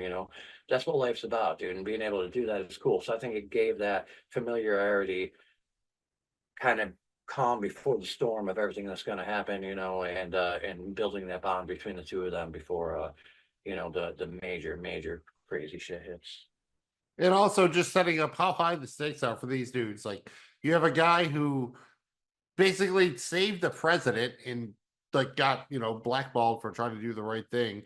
And then a dude who got injured playing, professional sports and his pregnant wife died. Like this is setting it up, this is classic film noir. Like these dudes are in a bad spot. Right. And it also sets up the Boy Scout thing, right? When he sees a picture, oh, you're the Boy Scout, and then it sets it up when he leaves. The daughter's Darian's finally like, oh yeah, Jimmy Dixon, can you sign my card? He's to the daughter of the last Boy Scout. I think that pays off the title, right? Because you don't really get the last Boy Scout anywhere else. It's kind of one of those random things, but I don't know what else I would title this flick. I think it has to be the last. It makes sense, dude, and I'm a big fan of that too. I like that was just kind of casually slipped in there. And it was slipped in right at the perfect time, man. Right, he only says Boy Scout. He never says last Boy Scout. It's only written on the card when he signs the autograph. I thought it was just a cool touch. 100%. Guys, from here, the plot really starts kicking into gear, and we get our formal introductions from the main villains, Shelley Marcone and Milo. I mean, this is almost Austin Powers level of I'm going to swim in my pool and be evil and tell you my whole plot, but I don't really care. All the setup is pretty great. You get a young Kim Coates who you'll see in a bunch of things. You might know him from Sons of Anarchy. The whole bit with the cigarettes, like, oh, you do that again, I'll kill you. All that is really great, and then everything with Marcon just explaining his plan.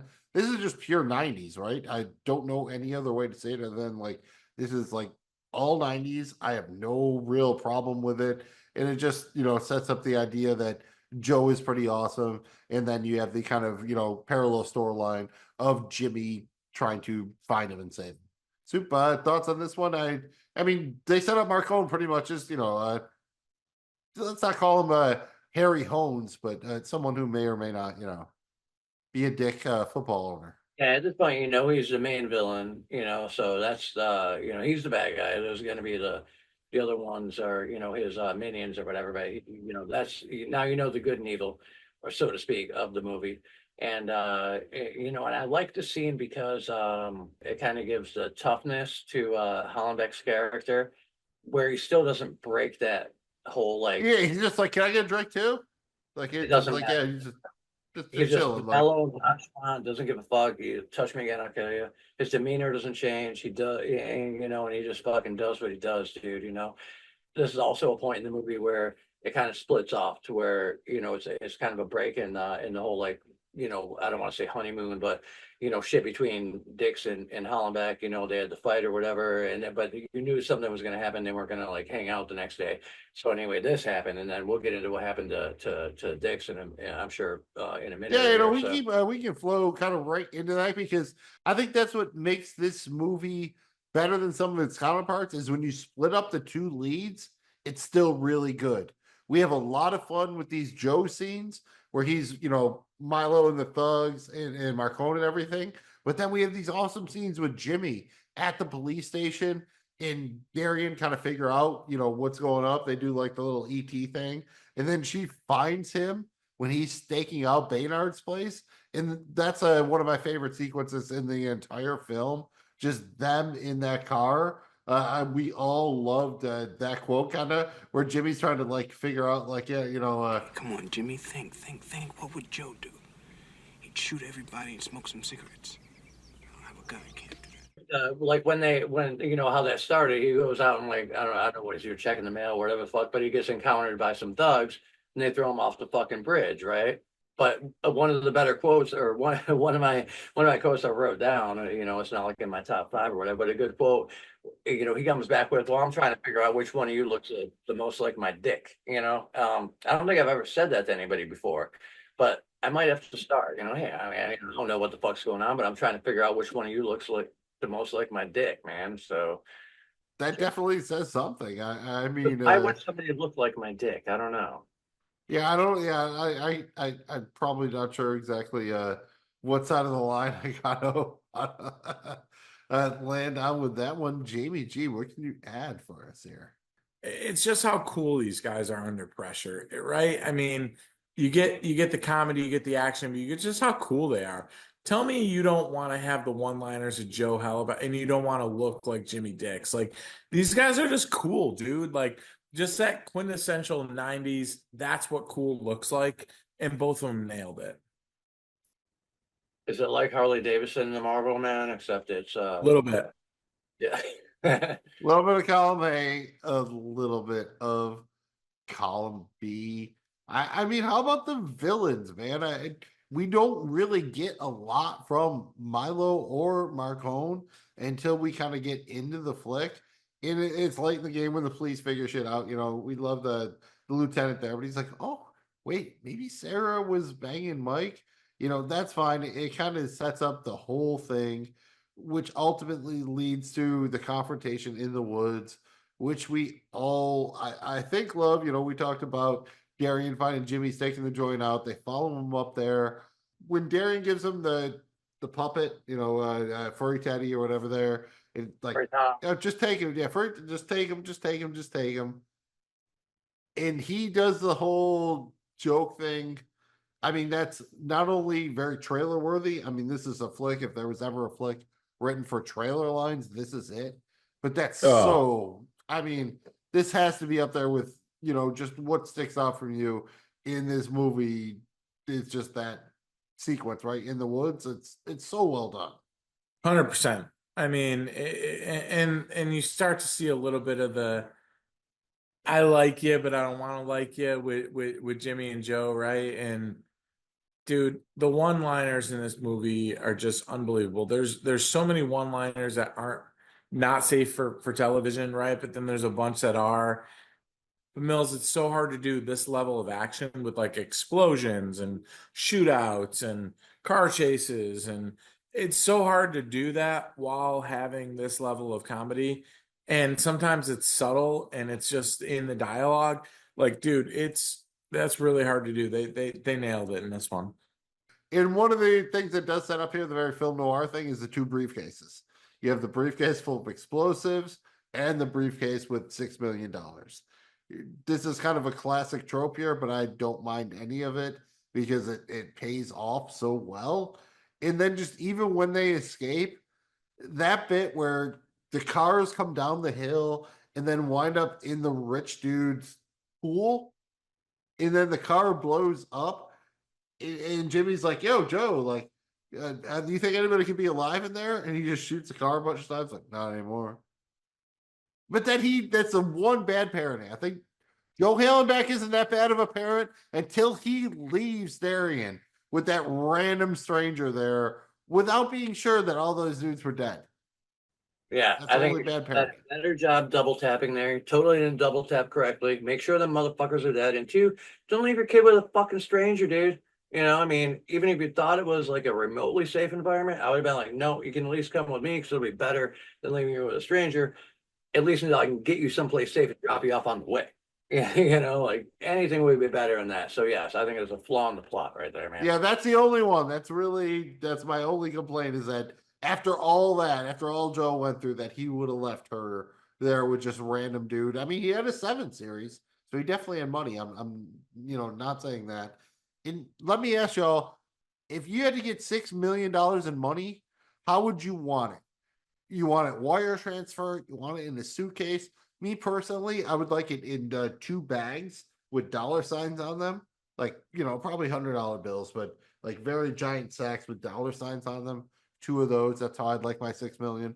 Jamie G, if someone's giving you 6 million, how do you want to receive it? I wanted an equity where I have the right to dictate how I want it received, whether continue to roll it and live off the interest or distribute it out into a cash lump sum and then deal with that on the taxes. But I think I wanted an equity.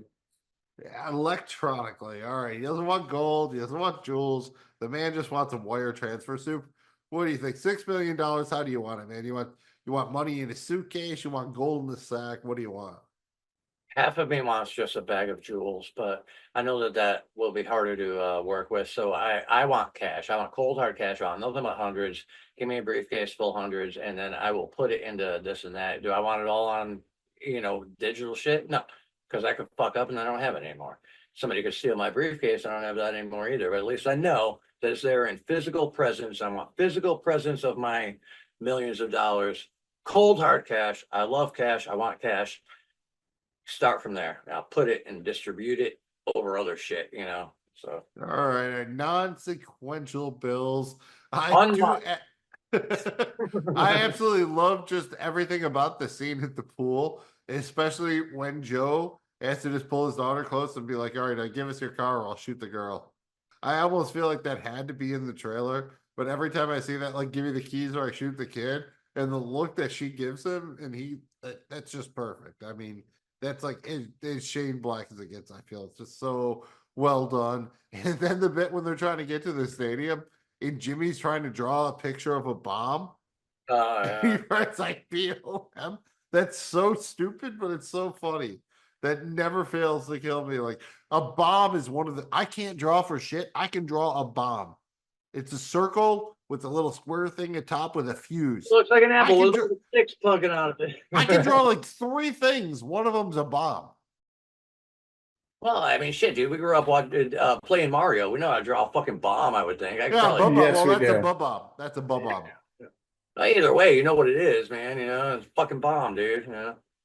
But that is a great action sequence. We get the chase. That's a very solid car chase. We get the line, like, if I survive this case, I'm going to dance a jig. That sets that up. And then, dude, when Joe just bails out of the car, shoots out the tire, and then jumps off the overpass, that is pretty goddamn gangster. Well, guys, the final act has two main sections. Let's start with the first one, which takes place in Marcone's office. I just love the fact that they show up and Jimmy is so petty that he keys Marcone's car, but it sets it up very cool that he eventually Marcone comes out and steals the wrong briefcase because they describe exactly where it is. If you're watching on YouTube, it's the background that the soup has on right now. And everything about them sneaking in is awesome because it's full Mission Impossible style. Like when they blow up the other limo, like, look at all these guns. They have trench coats. Security should have been a little bit more worried about the random dudes in trench coats, but B, just the idea that they never get to fire any of them other than the shredding rounds that Jimmy randomly throws in the fireplace. It's just funny, right? They go to all that trouble to sneak in and they just get captured anyways. There's no way they would be able to make it in real life to an event like that, carrying that much shit, no matter who you are, I mean, especially somebody who's not even really supposed to be there, but used to play, so I don't see that happening. Just a welcome, yeah, come on in, whatever the fuck. Probably not going to happen. It works for the movie or whatever. And yeah, you're right, dude. They never did use any of it except for the those new plastic keys, the kind that shred. Yeah, the shred. Which is a little bit of a callback, but they actually do a good job because this wasn't the original third act. Like when they see the dude from the very beginning, the offensive lineman guy who was trying to hold the lady underwater to make him blow him, make her blow him. Like he sees him there with the shotgun, and that comes around when he jumps on the horse. Like I think that's pretty good writing. It brings most of it around, and everything in the office I think works. I think Marcone shooting Jimmy's hand is interesting because it totally pays off the idea that, he wasn't a druggie or whatever. He was in pain. He took Demerol. He got caught on a slippery slope and, it redeems Jimmy overall. I think when he, like he said, he throws the bullet in there, the shredder joint, and it just booms and all hell breaks loose. And again, Darian, Joe's daughter here, just absolutely kills. Well, the ironic thing is that he actually got busted and kicked out of the league for gambling, which is what they're trying to. Obviously, you don't want your players to gamble. You never want your players to gamble, but people that aren't involved in the sport, I mean, the civilians should be able to gamble, dude. It's part of it, I think it would be awesome if players could gamble on themselves. What if they bet $1 million on yourself to win? It would move the line itself. That's the main problem with it. But I think it'd be interesting. Can't bet against yourself, but what if you could bet on yourself? Do you need that motivation?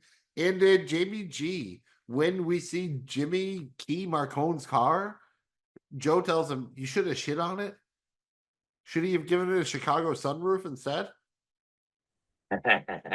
I would have loved it. It may have been too much. I think this is a perfect amount, considering we all know he's going to blow up. Trying to open that briefcase full of $6 million. That's the dynamite. But I thought this was a perfect mix. And another great bit of setup here is obviously it's very famously in the Godfather Part 1, where the film producer wakes up and he finds himself in bed with the horse's head. Like not only a horse's head, but from his prized racehorse. In here, they do it as a stallion's head. Just nice little writing. I thought really well done. And, a great setup for the end where we finally see Marcone get his because, he took the wrong briefcase. Well, get ready to dance a jig because we've reached the climax of the movie on horseback, no less. It's pretty easy to reach climax on horseback, or at least that's what I've been told. Everything here just pays off, right? The idea that, the center dude saw Jimmy with the gun, he jumps on horseback. Dude, Jimmy jumping on horseback, riding through, getting the ball, and then throwing it. And to this day, I can't tell. What do y'all think? I thought, originally, first time I watched it, I thought he threw the ball and then the bullet hit the ball and deflected. Second time, it's like, oh, it's supposed to hit the senator in the face, and then like so he doesn't get hit by the bullet because he's pushed out of the way. Watching it again, I think the bullet hits the senator's face at the same time as the bullet, like ball, bullet, nose, all at the same time. Best throw ever, though, right? I don't know if there's ever been a better throw in history than Jimmy Dix's Great throw here, and I'll say it was set up perfectly with that scene early in the movie where the I think it's either an offensive or a defensive lineman's trying to get the fellatio in the hot tub there, and just being an absolute jerk. And I thought that throw to his face was awesome, where he gets busted up nose and everything, and gets taught the lesson. Came back around at the end of the movie with that throw, and it's just like, yeah, and it was, exuberated by the fact that he got shot in the hand earlier and all that. So very cool stuff. Soup, what do you think? Better throw, Jimmy Dix here on horseback, gun wounded hand, throwing it to Senator, or season 7 Game of Thrones Night King just throwing a spear through a dragon randomly from way far? Better throw. Very, very tough, very, very tough throws. Either one could be right there, man. But I am going to say, given the wind velocity, it depends on the elements, man. Night King wasn't on horseback. Jimmy Dix was on horseback with a blood-spotted, bullet-ridden hand. Football's a little different to throw than a spear. I think you get a little bit more accurate with that without the actual rolling off the fingers the way you're supposed to get a precise, hit right in the. Yeah, I mean, I'm going Jimmy Dix all day, dude. Yeah, it's close, but Jimmy Dix, man, off the horseback, dude. All right, we've settled it. We want to see Damon Wayans on the Hedge Knight spinoff there for Game of Thrones. We will love that. A Night of the Seven Kingdoms. Bring on Damon Wayans. I think that'd be awesome. I mean, the whole finale is just pretty awesome, right? It's very 90s, especially all the bits with the helicopter, but just everything between Bruce Willis and Milo pays off, down to him dancing the jig. And that's something I've always remembered. I don't know why. Maybe it's just the name, like jig. It feels almost like it should be a slur at this point. It's just a dance. I don't know that no one dances a jig anymore. But I love that the crowd is kind of silent, and then it's like, how could they see him? And then you see that he's on the scoreboard just dancing the jig, and I'm like, if I was there, that would be the most epic sporting event you've ever been to. I don't know. Nothing could ever beat that, I don't think. Dude, watching Milo go through a helicopter blade, yeah, nothing's gonna ever. Yeah, not only does he get shot about like 12 times straight up right through the rotor, and the helicopter's fine too. Yeah, incredible final scene. We don't mind that, but it's nice to see Milo get he deserved it. Like Milo deserved all that, I feel. We got our ending we deserved, right? Bruce Willis kind of gets back with his wife. He throws the, I want to slap you in the face and spit in your mouth. And she's like, oh yeah, I'm into that. Thank you very much for saying that. I gave you consent earlier. And then kind of the team up at the end. It feeds right back into the whole archetype. Like, oh yeah, you want to be a good detective. You just got to have the good one-liners. It's kind of like being a superhero these days. All you got to do is the banter. Everything else all kind of came together at the end, the wife, and then the continuing friendship with Jimmy Dix and stuff, and the daughter. It's all involved, and you know what, with the wife, he didn't even have to spit on her. He might have gave her a sloppy jalopy though, I think it was even spit right in her mouth. I mean, that I don't know the levels of submission. I don't know these days, but you're a good boy. I mean, anybody else? Anything on the end? The ending, I'm surprised it paid off so well, especially considering this was not the original scripted ending. I really don't have any complaints for it. I think it's a lot of the writing that comes back around at the end. That's just, you caught some of that in the dialogue, and then it comes back around and it really gets paid off. And I think that they did that 3, 4, 5 times with stuff, and it really matters. Outside of that, it's the happy ending everyone wanted. They did their best to make the frame job for Joe insurmountable, and there's no way he's getting out of it. See him get out of it, I think, was rewarding. You also bring in the daughter. Now all of a sudden you're really rooting for this guy and his kid. And then the endearingness of Jimmy Dix. I think just all that together gave you the happy ending that you wanted and that you needed. And I think it just worked really well.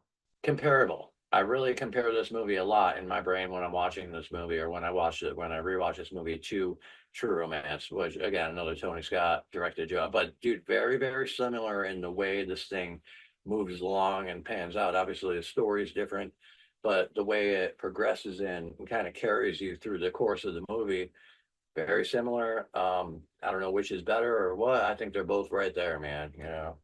And we've done True Romance, and that's Tarantino. It's a lot different than the writing, but Yeah. the writing, the writing and the dialogue and everything in Last Boy Scout is comparable. That's why I think it holds right to that. Like it can size right up to True Romance and be right there on that level, and it kind of plays like it as it goes through the course of the movie. So to me, I kind of relate the two together, even though it's completely different worlds, completely different stories. But the way you eat it, it's almost a similar dish. Yeah, I'd say, it's Shane and Tarantino are probably two of the more prolific screenwriters of the, late 80s, early 90s, or just 90s in general.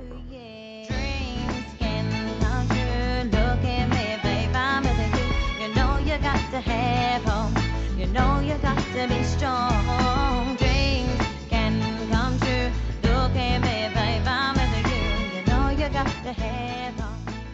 Before we hand out the awards, let's have a little fun. When we did Caddyshack, we all came up with our dream golf foursomes. I think we should do something a little bit similar here with our dream buddy cop pairings.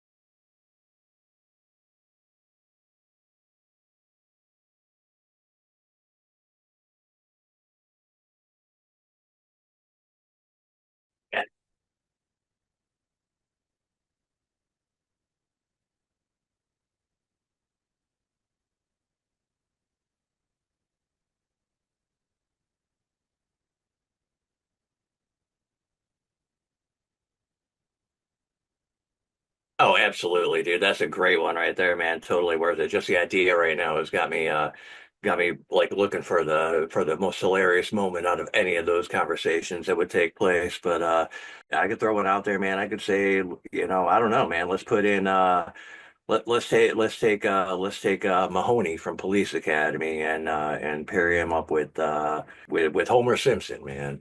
How do you think that would work? Ooh, that would be that would be fun, man. I mean, I think Gilbert, you pair anyone with Mahomie, super interesting there with the Gutenberg. Like, I'm like, man, could you work? Like, man, I probably, if you give me Mahomie, how about Sam Malone, man? Because he's good with Ted Danson from the Three Men and a Baby joint. Sam Malone, he was super cool. Playing the bartender on Cheers. That could be fun, especially before he quit drinking. Back when he had a drinking problem and he was playing baseball and shit. I think there could probably be a little bit of a Last Boy Scout vibe there. Like Homer Simpson, you can almost use with everybody. I think Mahomie, pretty awesome there. Police Academy movies, a little bit slept on. Jamie G, who would you throw in there with our boy Mahoney from Police Academy? You got anybody who would work well as a pair with him? Number one, Gutenberg forever. I mean, come on. But on top of that, I would probably, dude, honestly, this is a crazy one. Eric the Viking from True Blood. I just think the Eric Skarsgård Northman? here, dude, he would be awesome in this role, dude, because he's all serious, but he also wants to bang, but he's freaking cool as shit. He's like the coolest dude ever, and you pair that with like the jokingness of Mahoney, you get the serious, but I'm gonna bang every chick I see, coupled with the Mahoney, dude. I think it would be very cool, and he's a vampire. And he's a fucking vampire? He's a vampire too, dude. Yeah, I mean, he's Eric the Viking, dude. Dude, how about Mahoney and John Thundergun, dude, as portrayed by Dolph Lundgren? Talk about just action and then just Ooh. ready to bang. I mean, he's in the lab, full penetration. I mean, be up there Yeah, too, I he think. hangs gong, dude. He I hangs think gong. and he hangs on, yeah. Well, that's awesome, dude. All right, so what if we flip it a little bit and make it less of a like less of a Mahoney? Let's go a little more serious on the cop side of this. We're still not going to be cop on cop. We're going to be cop on not cop right now. But if we're going for more of a serious cop kind of guy, let's take Nolte, man, Jack Case from 48 Hours. This is a guy who doesn't fuck around. He's not out there trying to make jokes and have fun and shit. Let's pair him up with somebody like. Let's pair him up with somebody like Tommy Callahan, man, from Tommy Boy. How about that? Oh I mean, wow, you can that's get a pretty good look great, at a dude. bull, dude. I mean, we Yeah, saw, it's- Chris Farley work with Dennehy a little bit, kind of similar, a little bit of similar kind of action there. Like my one, with Jack Cates, dude. How about Frank Reynolds from Sonny? I know I keep going back to Sonny, but those Yeah. are two dudes who are like from that old, kind of like Reagan era '80s kind of, things used to be that way back in my day kind of dudes.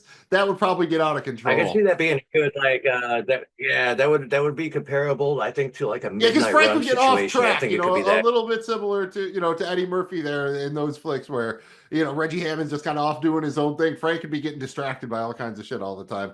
How about you, JVD? Who would you throw in there with Nolte? I got to pivot here because I have such a perfect match made in heaven that I just, with Nolte, I could throw a lot of people, but like, just hear me out on this one. What if we took Christian Slater when he played, and not many people know about this movie, but when he was Cuffs, dude, George Cuffs, dude, and we paired him up with Snake Plissken, dude. So now we got Cuffs, who's like loves and kisses to all your pink parts, and we got one-eyed Snake Plissken, dude. We might be able to save the world here. This is pretty incredible, dude. Just think about that dream scenario.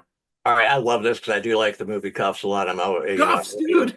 Everybody knows I'm always a huge Slater fan, man, especially his younger stuff. But yeah, dude, I love Cuffs, and I think with with Snake Plissken there, it would be that would be something incredible. I mean, I was really thinking about doing I'm glad you brought that up because I was really thinking about a double Slater, a double feature where it could be Cuffs and then any of his other characters, like take Cuffs and Brian Kelly from Gleaming the Cube. They're both Slaters, but they're double Slater, man. So you could do something like that, man. That would be awesome, dude. Gleam in the Cube. As long as we get the little like underground chill zone, dude. Like in Gleaming the Cube, they had this awesome thing. It looked like it was just like the water main or something, but you actually like turned it and opened it and went down a ladder, and there was this like big like bunker under there. It was freaking It had a awesome. bunker down there. It had a half Hangout pipe in it. spot ever. And you could ride the board, dude. You could skate down there, but best hangout place ever, dude. But yeah, Cuffs, out of all Slater's characters, it just feels like Cuffs was made for this, man. Like, Fun. Mills, what do you think about Cuffs? Who would you put with Cuffs, man?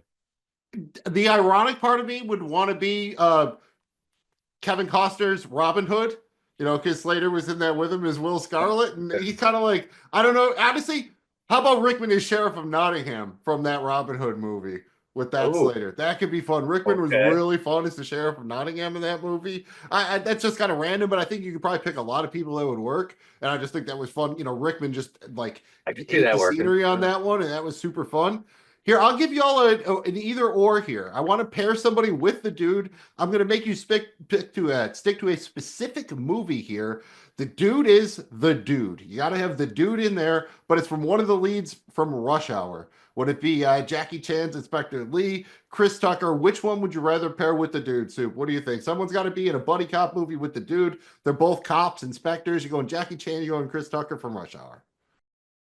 Man, that's tough, dude. Either one could be awesome. I got to go Jackie Chan though, because somebody's got to at least have some kind of professional martial arts or some kind of formidable skill if they're doing a cop movie. Both those other guys, they might be awesome at it, but they're not exactly professional trained fighters. So I'd rather have a little bit of that kind of backup. So yeah, man. So I'd have to go with Jackie Chan. Although both of those are fucking great ideas, dude. I will say if the dude was in a video game, his move would be either throwing the White Russian in somebody's face or yanking the rug out from under them. I think those would probably be his two moves. JBG, what do you think? You're pairing someone from Rush Hour with the dude. You go in Inspector Lee or God for the Life of Me. I can't remember Chris Tucker's character name in Rush Hour, but Jackie. I think I gotta go Chris Rock, dude, just because he has Chris that Tucker. kind of like panicky high energy, and then you got the laid backness of the dude. Like I could see the dude being like, I'm gonna burn a J. And Chris Tucker being like, "Do you understand the words that are coming out of my mouth?" You know, first I want to hit the J, but also there's a sense of urgency. But the dude can't handle the sense of urgency, man, because that aggression will not stand. It will not stand.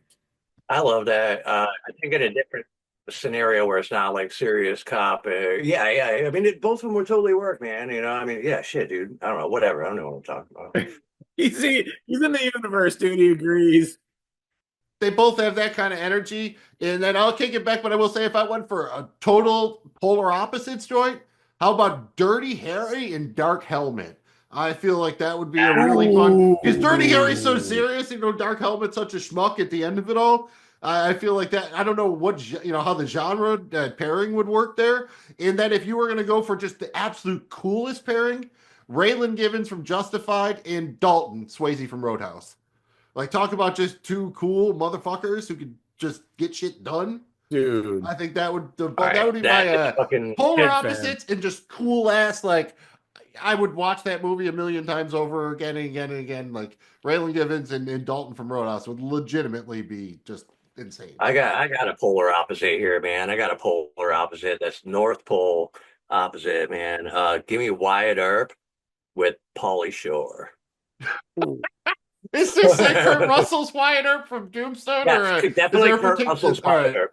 All right. With son-in-law Pauly Shore. With Kurt Russell, Wyatt Not even Encino Man Pauly Shore. or Encino Man Pauly. Yeah, but yeah. Bro, he'll spend half the movie trying to get him to understand the seriousness of the situation, and then it's like, oh no, we're at war. All right, dude, you're talking Wyatt Earp, dude. You're talking this. I'm going Raylan Givens with Doc Holliday, dude. I think they could take on any because Doc is so loyal, but he's got a limited shelf life, dude. He's got a limited shelf life, but he's loyal as fuck. He'll go out there and he'll do anything because he's his friend.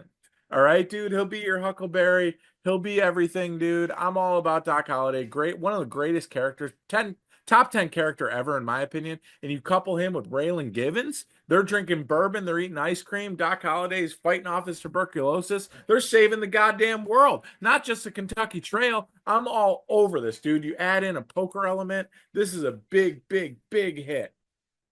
Oh, I love that. That is outstanding. I was It's trying a to go, big hit, dude. I love everything about that. I don't really. I'm trying to go with someone else with Doc Holliday. I was gonna go for like full comedic, Frank Drebin and Leo Getz, but how about Frank Drebin and Doc Holliday? Man, prime Leslie Nielsen with Doc Holliday. Like they could have. There'd be some funny shit there, definitely. Please, God, dude. Yeah, man. Or throw Doc Holliday in there with Harry Crumb. Oh yeah, dude. I would love there. Harry Crumb with Doc. Yeah, dude. Who's Harry Crumb, dude? Harry Crumb is awesome, man. Fucking John Candy, dude. Come on. Dude, they could do, and like Doc gets healthy enough to go and do these like missions where he turns into other people, like because Harry Crumb's like a master of disguise, dude. He's not exactly turtley. Who's Dana Carvey? That's the master of disguise. Yeah, yeah, man. But he's close. He's close to master. Hey, Harry Crumb, man. Yeah, he gets in it, dude. He plays. Oh, dude, Doc and Crumb, dude. Like, yeah, I'm all over that, dude. Oh, that's quite good. I will say, just because Law and Order ran for a million years, I feel like we should get somebody in from Law and Order. So how about Lenny Briscoe and Bullet Tooth Tony from Snatch? Yes, I feel like that would be a very solid pairing there. You got to get your guy in there, and then at least it's not Dennis Farina Law and Order, but Dennis Farina was in Snatch, so that was the back, kind of a backdoor way to get to that. And then a super fun one, man. This one was one of my favorites, Columbo. Old school Peter Falk Columbo and goddamn Kenny Powers. Oh my God, dude. Imagine Kenny Powers on an investigation. Yes, dude. With Columbo. I think, yeah, man. Shit. I love it. And I'll tell you what he'll bring. He'll bring his dental dam. That's a guaranteed. He'll bring his jet ski. And he'll be ready to absolutely crush, dude. Yes. Kenny Powers, dude, he will fuck everyone up and they will respect him. And tape. Like, yeah, dude. And there will be a jet ski chase. There will be a jet ski chase in that flick. Yes. Oh, big 100% set piece jet ski chase. Chase. Got to be a jet ski chase in that movie, or I would be supremely disappointed. And just because it is Dice, get Ford Fairlane in there. There's so many guys you put with Ford Fairlane, but Ford Fairlane and Paulie Walnuts, dude. The world might end if we got that. Oh. Big fan. Fuck yeah, And then man. he That would can be somebody better bring some fucking Tic Tacs. I know that somebody much. better bring some lube and some hair gel, man. And if you got ketchup packets and you didn't tell me, I'm gonna be furious. But dude, think about it. He could be working on getting his wings, dude. We got a senior cop who's got his wings, and we got a rook cop who's out there trying to earn his wings, dude. This is money. So it's so money they don't even know it. Dude, that's so much money. They haven't even printed that much money yet, which is setting the bar pretty high. The only thing I can think that might even come close is fucking Ace Ventura with Simon Phoenix. Whoa! Are they in the future? Or are they now? Is this Simon Phoenix in the 90s with Ace Ventura? It'd Are have they to be both? both. And it would have to be a time travel movie, whereas 90s Ace Ventura, kind of like, yeah, it would have to be a And time. you throw a time travel in it. That's real close to winning, dude. That's now that you get a lot in there with a time travel Ace Ventura Simon Phoenix flick. Yeah, dude, get snipes. I think we had the right idea with this one, man. I think this was a lot of fun. Oh yeah, dude, we could go on and on. Oh, dude, yeah, we will. We'll be working back into this a little bit, some way, somehow. It's a lot of fun to talk about shit like this. We also like talking about the soundtracks. I think the two big takeaways from the last Boy Scout are the opening Friday night's a great night for football. I think they were trying to do a play here on the Monday Night Football joint by Hank Williams was big at the time. To this day now, it's a big deal for all the intro to the various football games. And then you have to at least talk about Halle Berry. They have Halle Berry playing a stripper, and they give her I Want to Be a Cowboy by Boys Don't Cry. I know that the team was the Stallions, so maybe that was the Cowboys thing, but come on, if you got Halle Berry dancing as a stripper, maybe you do a little better. Soup, you're the soundtrack guy. Let's start with the Friday night's a great night for football. Did they do a good job of presenting what would be a viable, football song that you would believe is like, all right, this gets me hyped for football? Yeah, absolutely, man. In this movie, it was made in the 90s, and I think they definitely tried to do a take on what the Monday Night Football song was back then, and it worked. It felt like it was, it felt like you're about to watch football. This happened to be on Friday night, but it felt like you're about to watch Monday Night Football. The problem I had with this is it was way too long, man. Yeah, it was the whole opening credits and everything, but man, it went on for a hot minute, dude. But did it do the job? Yeah, but a little bit. That long nowadays, they would shorten that up and then play the full version under the end credits or something like that. If you had, she wasn't quite Halle Berry yet, but I'm pretty sure Tony Scott knew what he had here. I mean, I know they wanted the cowboy thing, but even if you had to work a cowboy thing in there, there's got to be a little bit better of a stripper song you'd give to Halle Berry, right? There's a lot you could go with, but I'm gonna defend Riding on the Range, dude. Like I got my hat on. I freaking love this, dude. Like The boot's dusty, dude. Yeah. dude, it fits.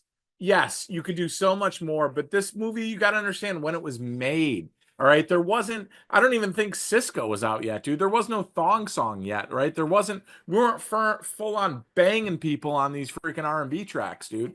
They went with something a bit more classy here. I absolutely love it. She's got it was like a cow print with like this black and white on the boot, dude, here.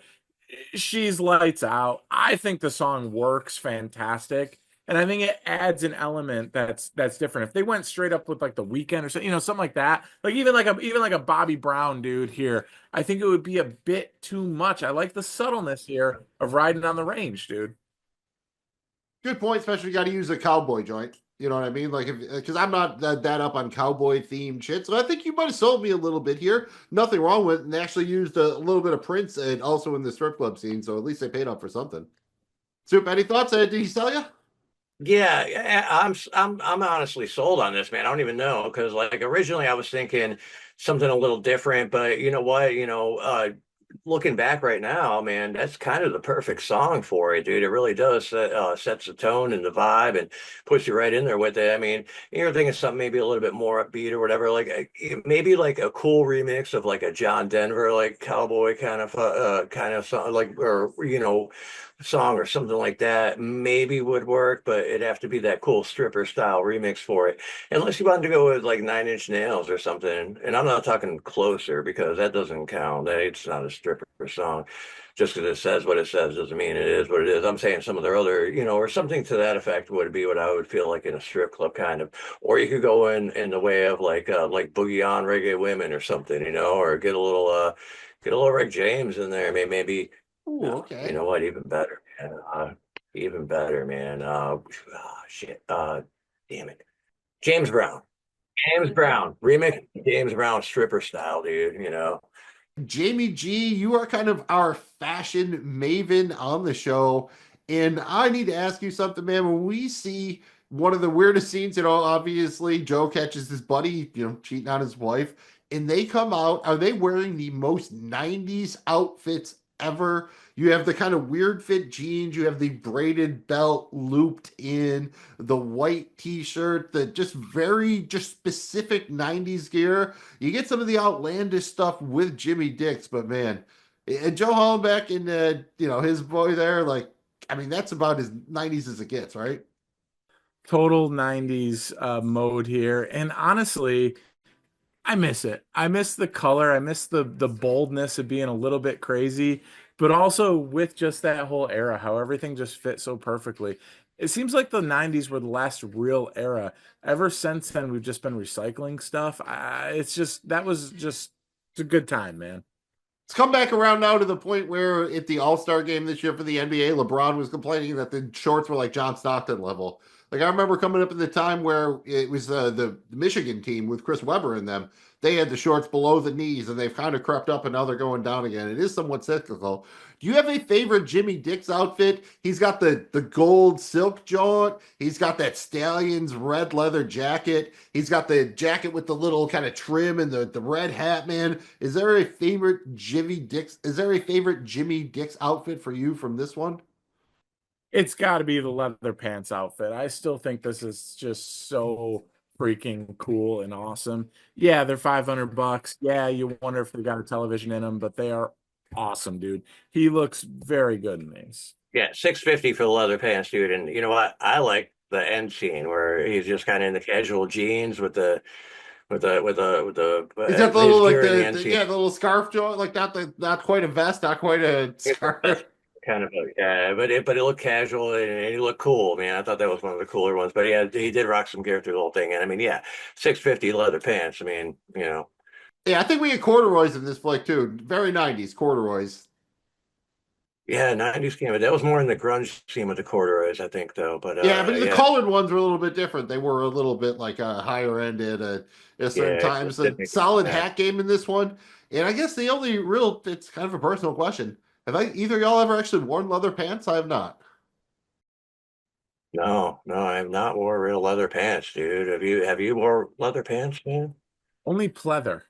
Pleather, yeah. Oh, well, I've not worn even pleather. Like, I was happy with the one pair of silk boxers I had, although they actually weren't that killer. Silk boxers aren't as good as you think they are.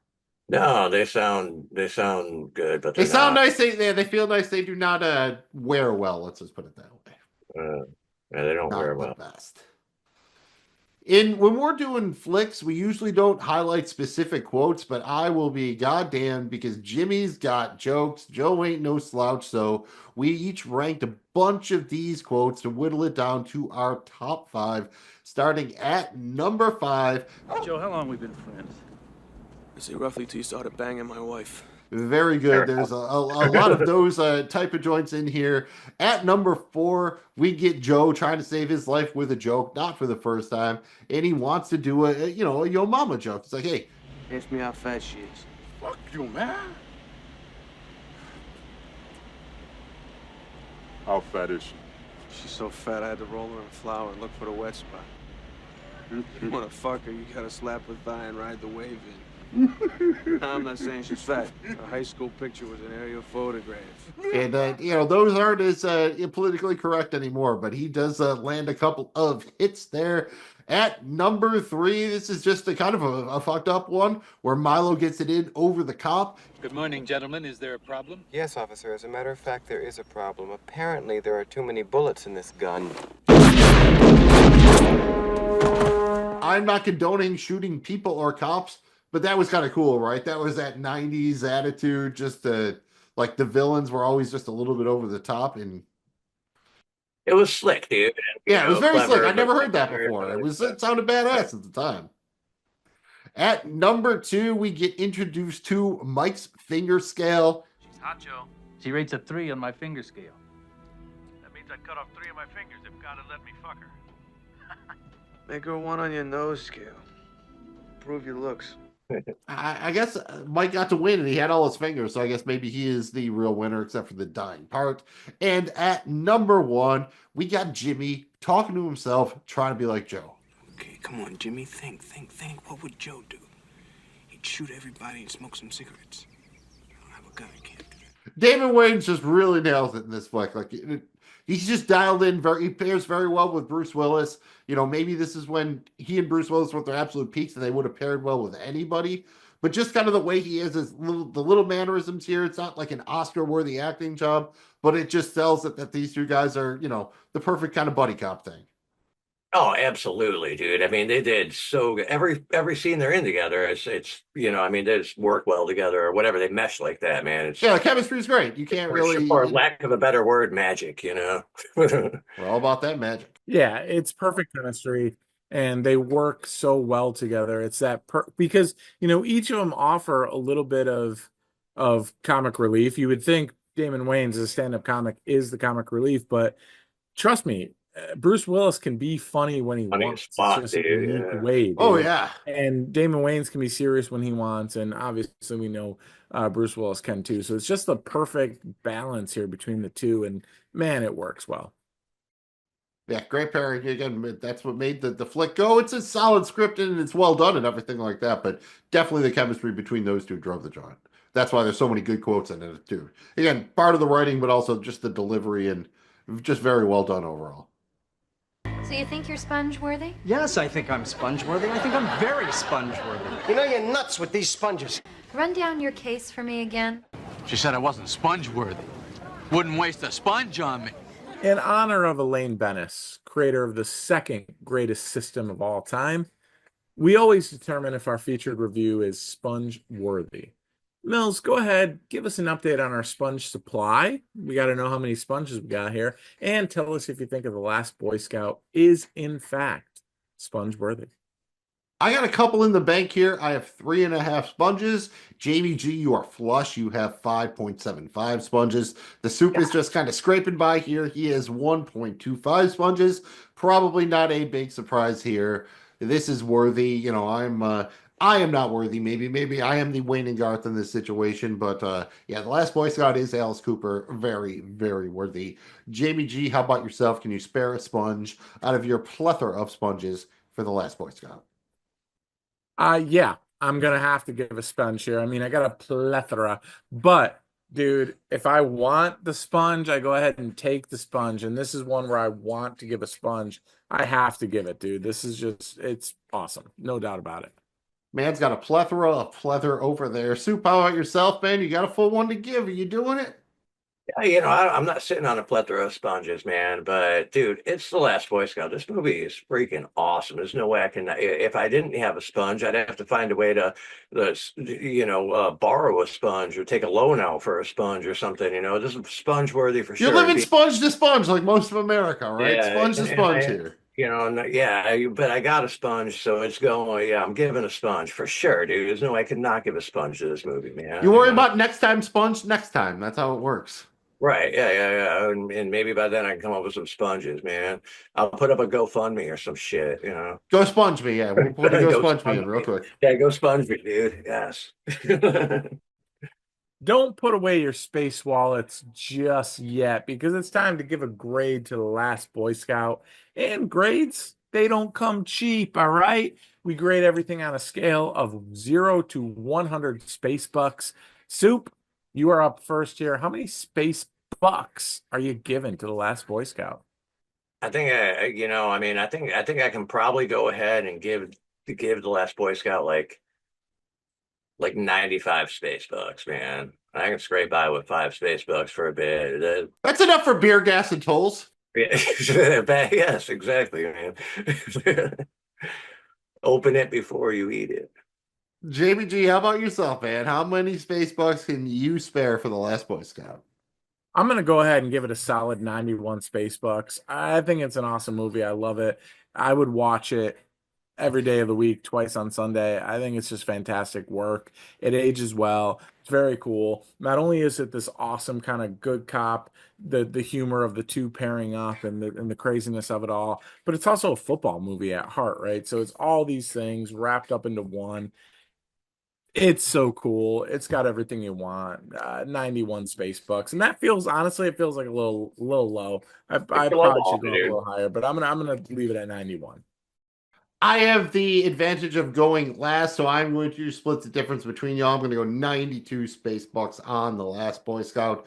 Very good, maybe not super classic, but I'll be damned if I can't turn it off anytime. If I happen to not really, watch TV that much morning day, it's not really streaming anywhere. But if The Last Boy Scout's on somewhere, I walk into a random bar or something, man, if they have The Last Boy Scout on, I'm saying until the flick is over, maybe even the last call because they're that cool of a bar because they have The Last Boy Scout on. So that's where I'm at with it. 92 Space Bucks, 91 from Jamie Chi, 95 from the Soup. It's sponge worthy. I think the entire flick is definitely dudes worthy, right? Like we abide by the Last Absolutely, Boy dude. I Scout. mean, think about it, man. And like, there's nothing wrong. Can you really find something wrong with the movie, man? I mean, there's really nothing wrong with it, man. It's Yeah, not really. Maybe it doesn't have like any high societal critiques or it, but not everything has to be goddamn Shakespeare. Sometimes you just need Shane Black and Tony Scott I agree doing a with that. '90s flick, man. That's about as good as it gets sometimes. fucking awesome, dude. Yeah.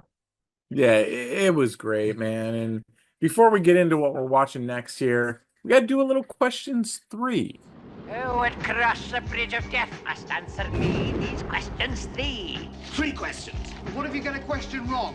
Then you are cast into the gorge of eternal peril. Ask me the questions. I am not afraid. And we shall watch and pray.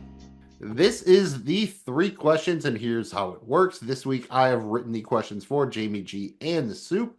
Contestants are awarded 1 point for each correct answer. Whoever gets the most points wins. In the event of a tie, there will be a tiebreaker. The winner gets a sponge, adding to the supply, and I get a sponge for writing the questions. Gentlemen, if you are ready to cross the bridge of death, you must answer me these questions. 3. Jamie G, you are up first. In the Last Boy Scout, what was Joe Hallenbeck's middle name? Wow. You think you're a fan until you get asked something like that. I'm gonna say Henry. Henry. Question 2. In the Last Boy Scout, what number does Jimmy Dix have tattooed on the back of his head? Oh, this is easy. 13. And question number 3. In the Last Boy Scout, where did Corey rank on Mike's finger scale?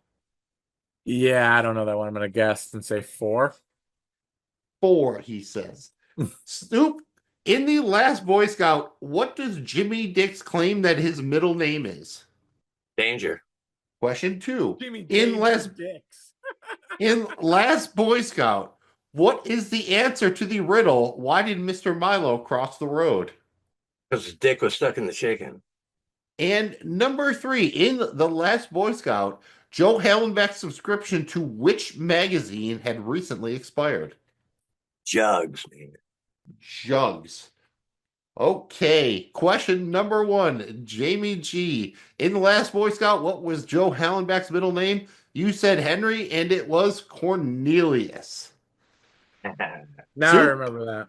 We asked you what was Jimmy Dix's middle name. You said Danger. It was Danger. Jamie G, number 2, you were correct when you said 13 was the number tattooed on the back of Jimmy Dix's head. And the Soup was also correct when Mr. Milo was informed that the chicken crossed, or that, he crossed the road because his dick was stuck in a chicken. At number 3, Jamie G, you missed this one. It was 3 fingers. Corey ranked 3 fingers on Mike's finger scale. And the Soup was correct when he acknowledged that Joe Hallenbeck's recently expired subscription was to Jugs magazine. Yeah. So Soup has 3 points. Jamie G has 1. That means the Soup picks up a sponge just like that. He is just, keep in mind, he's living sponge to sponge in this world. Maybe it's just, maybe it's not, but the Soup is the winner of the 3 questions. Congratulations. Happy Last Boy Scout. Good job, Soup. You nailed this one to 3 for 3. Excellent job. Sick, man. Happy to obtain another sponge, man. See, I'm right there in the mix, dude. Yeah. Staying afloat, man. That's all about what we're trying to do here, and we're trying to keep the vibe going. Soup, gonna put it on you here because next up we're doing another 90s cult classic.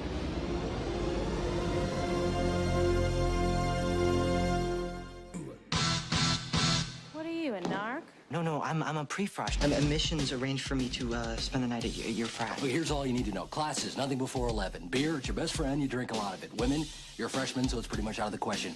It's a whole new ball game on campus these days, and they call it PC. Ladies and gentlemen, I think it's time to revive an ancient tradition we seem to have long forgotten. You guys are talking about a party. Meet Dave and Dave are on beer. Toss them in back. Sunroof. All right. What's everybody doing? Finishing their theses, buzzhead.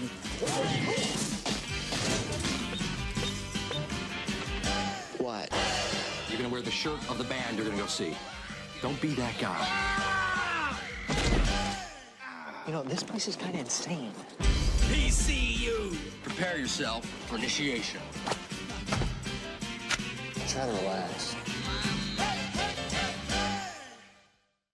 Better get going. You don't want to miss 1 second of that movie. Is it that good? It's the best goddamn movie I've ever seen in my life. Oh. Dude hangs dumb. I don't want to miss that. Soup, get us hyped up for this one, man. I know you've been waiting to do this one for a minute. Just get us a little bit hype out of PCU. Another one that's tough to find on the streaming services right now, but trust me, it's worth it. Dude, PCU is, I don't even know, because like when this movie came out, it was right at that period of time in life for me when I was like going into college. So I was like that age or whatever of it, or, or just right before that, so it was one of those, man, and it hit hard. And this movie reflects the time and the absurdities of everything that, is going on in that time and whatnot, which is awesome and portrayed very well, man. Not only that, but it's super hilarious. It's got a great cast. I mean, everybody does a really, really good job in this one, man. It is definitely worth the rewatch. I have not seen it in a long time. I don't know how well it'll hold up right now, but I'm almost thinking that the way it won't hold up right now is kind of a way that I'll enjoy, because it's like maybe more things like that should hold up right now, so yeah, honestly, the politically incorrect stuff isn't as big as you think it is. Now my guess is you're going to watch and be like, how did they throw 300 pounds of ground beef out of a window? I think the chef part of you will be upset with them wasting that much beef.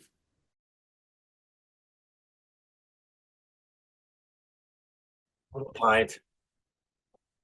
You gotta keep watching until you get your thesis statement, man. That's what PCU is all about. Yeah, I mean, David Spade, Jessica Walter, Jon Favreau, Jeremy Piven, a lot of underrated people doing good work. A weird movie that you think would be hard, like a hard R, and it's really like a PG-13, like a light PG-13 even. One of those, it's not quite what you think it was. I wish there was a director's cut of this one. I remember even owning this on DVD and listening to the director's cut where Piven kind of bitched a lot that most of their improvs got thrown out because they were over the top and they were going for the PG-13, but still a very good flick. So, make sure you're here when we steal the B and talk about PCU. Pins and needles, man. Pins and needles. Thank you guys for watching another episode of Regular Dudes Watch Stuff. We're regular dudes watching stuff and talking about it, and it's pretty awesome. And we're giving you some absolute bangers. We're talking about The Last Boy Scout, followed by PCU. Yeah, this is a channel you want. Go ahead and hit the thumb and subscribe so you don't miss a single thing. Hit us up. You can either drop a comment below or Mills will let you know. You can find our social media. Thanks again for checking out Regular Dudes Watch Stuff. You can find us wherever you get your podcasts and on YouTube. Find us on social media at Dudes Watch Stuff. Same place on the web, dudeswatchstuff.com. We try to keep it nice and easy to remember, just like the flaps, FLAPS. Follow, like, and please subscribe. If you had fun, please make sure that you've hit that thumb.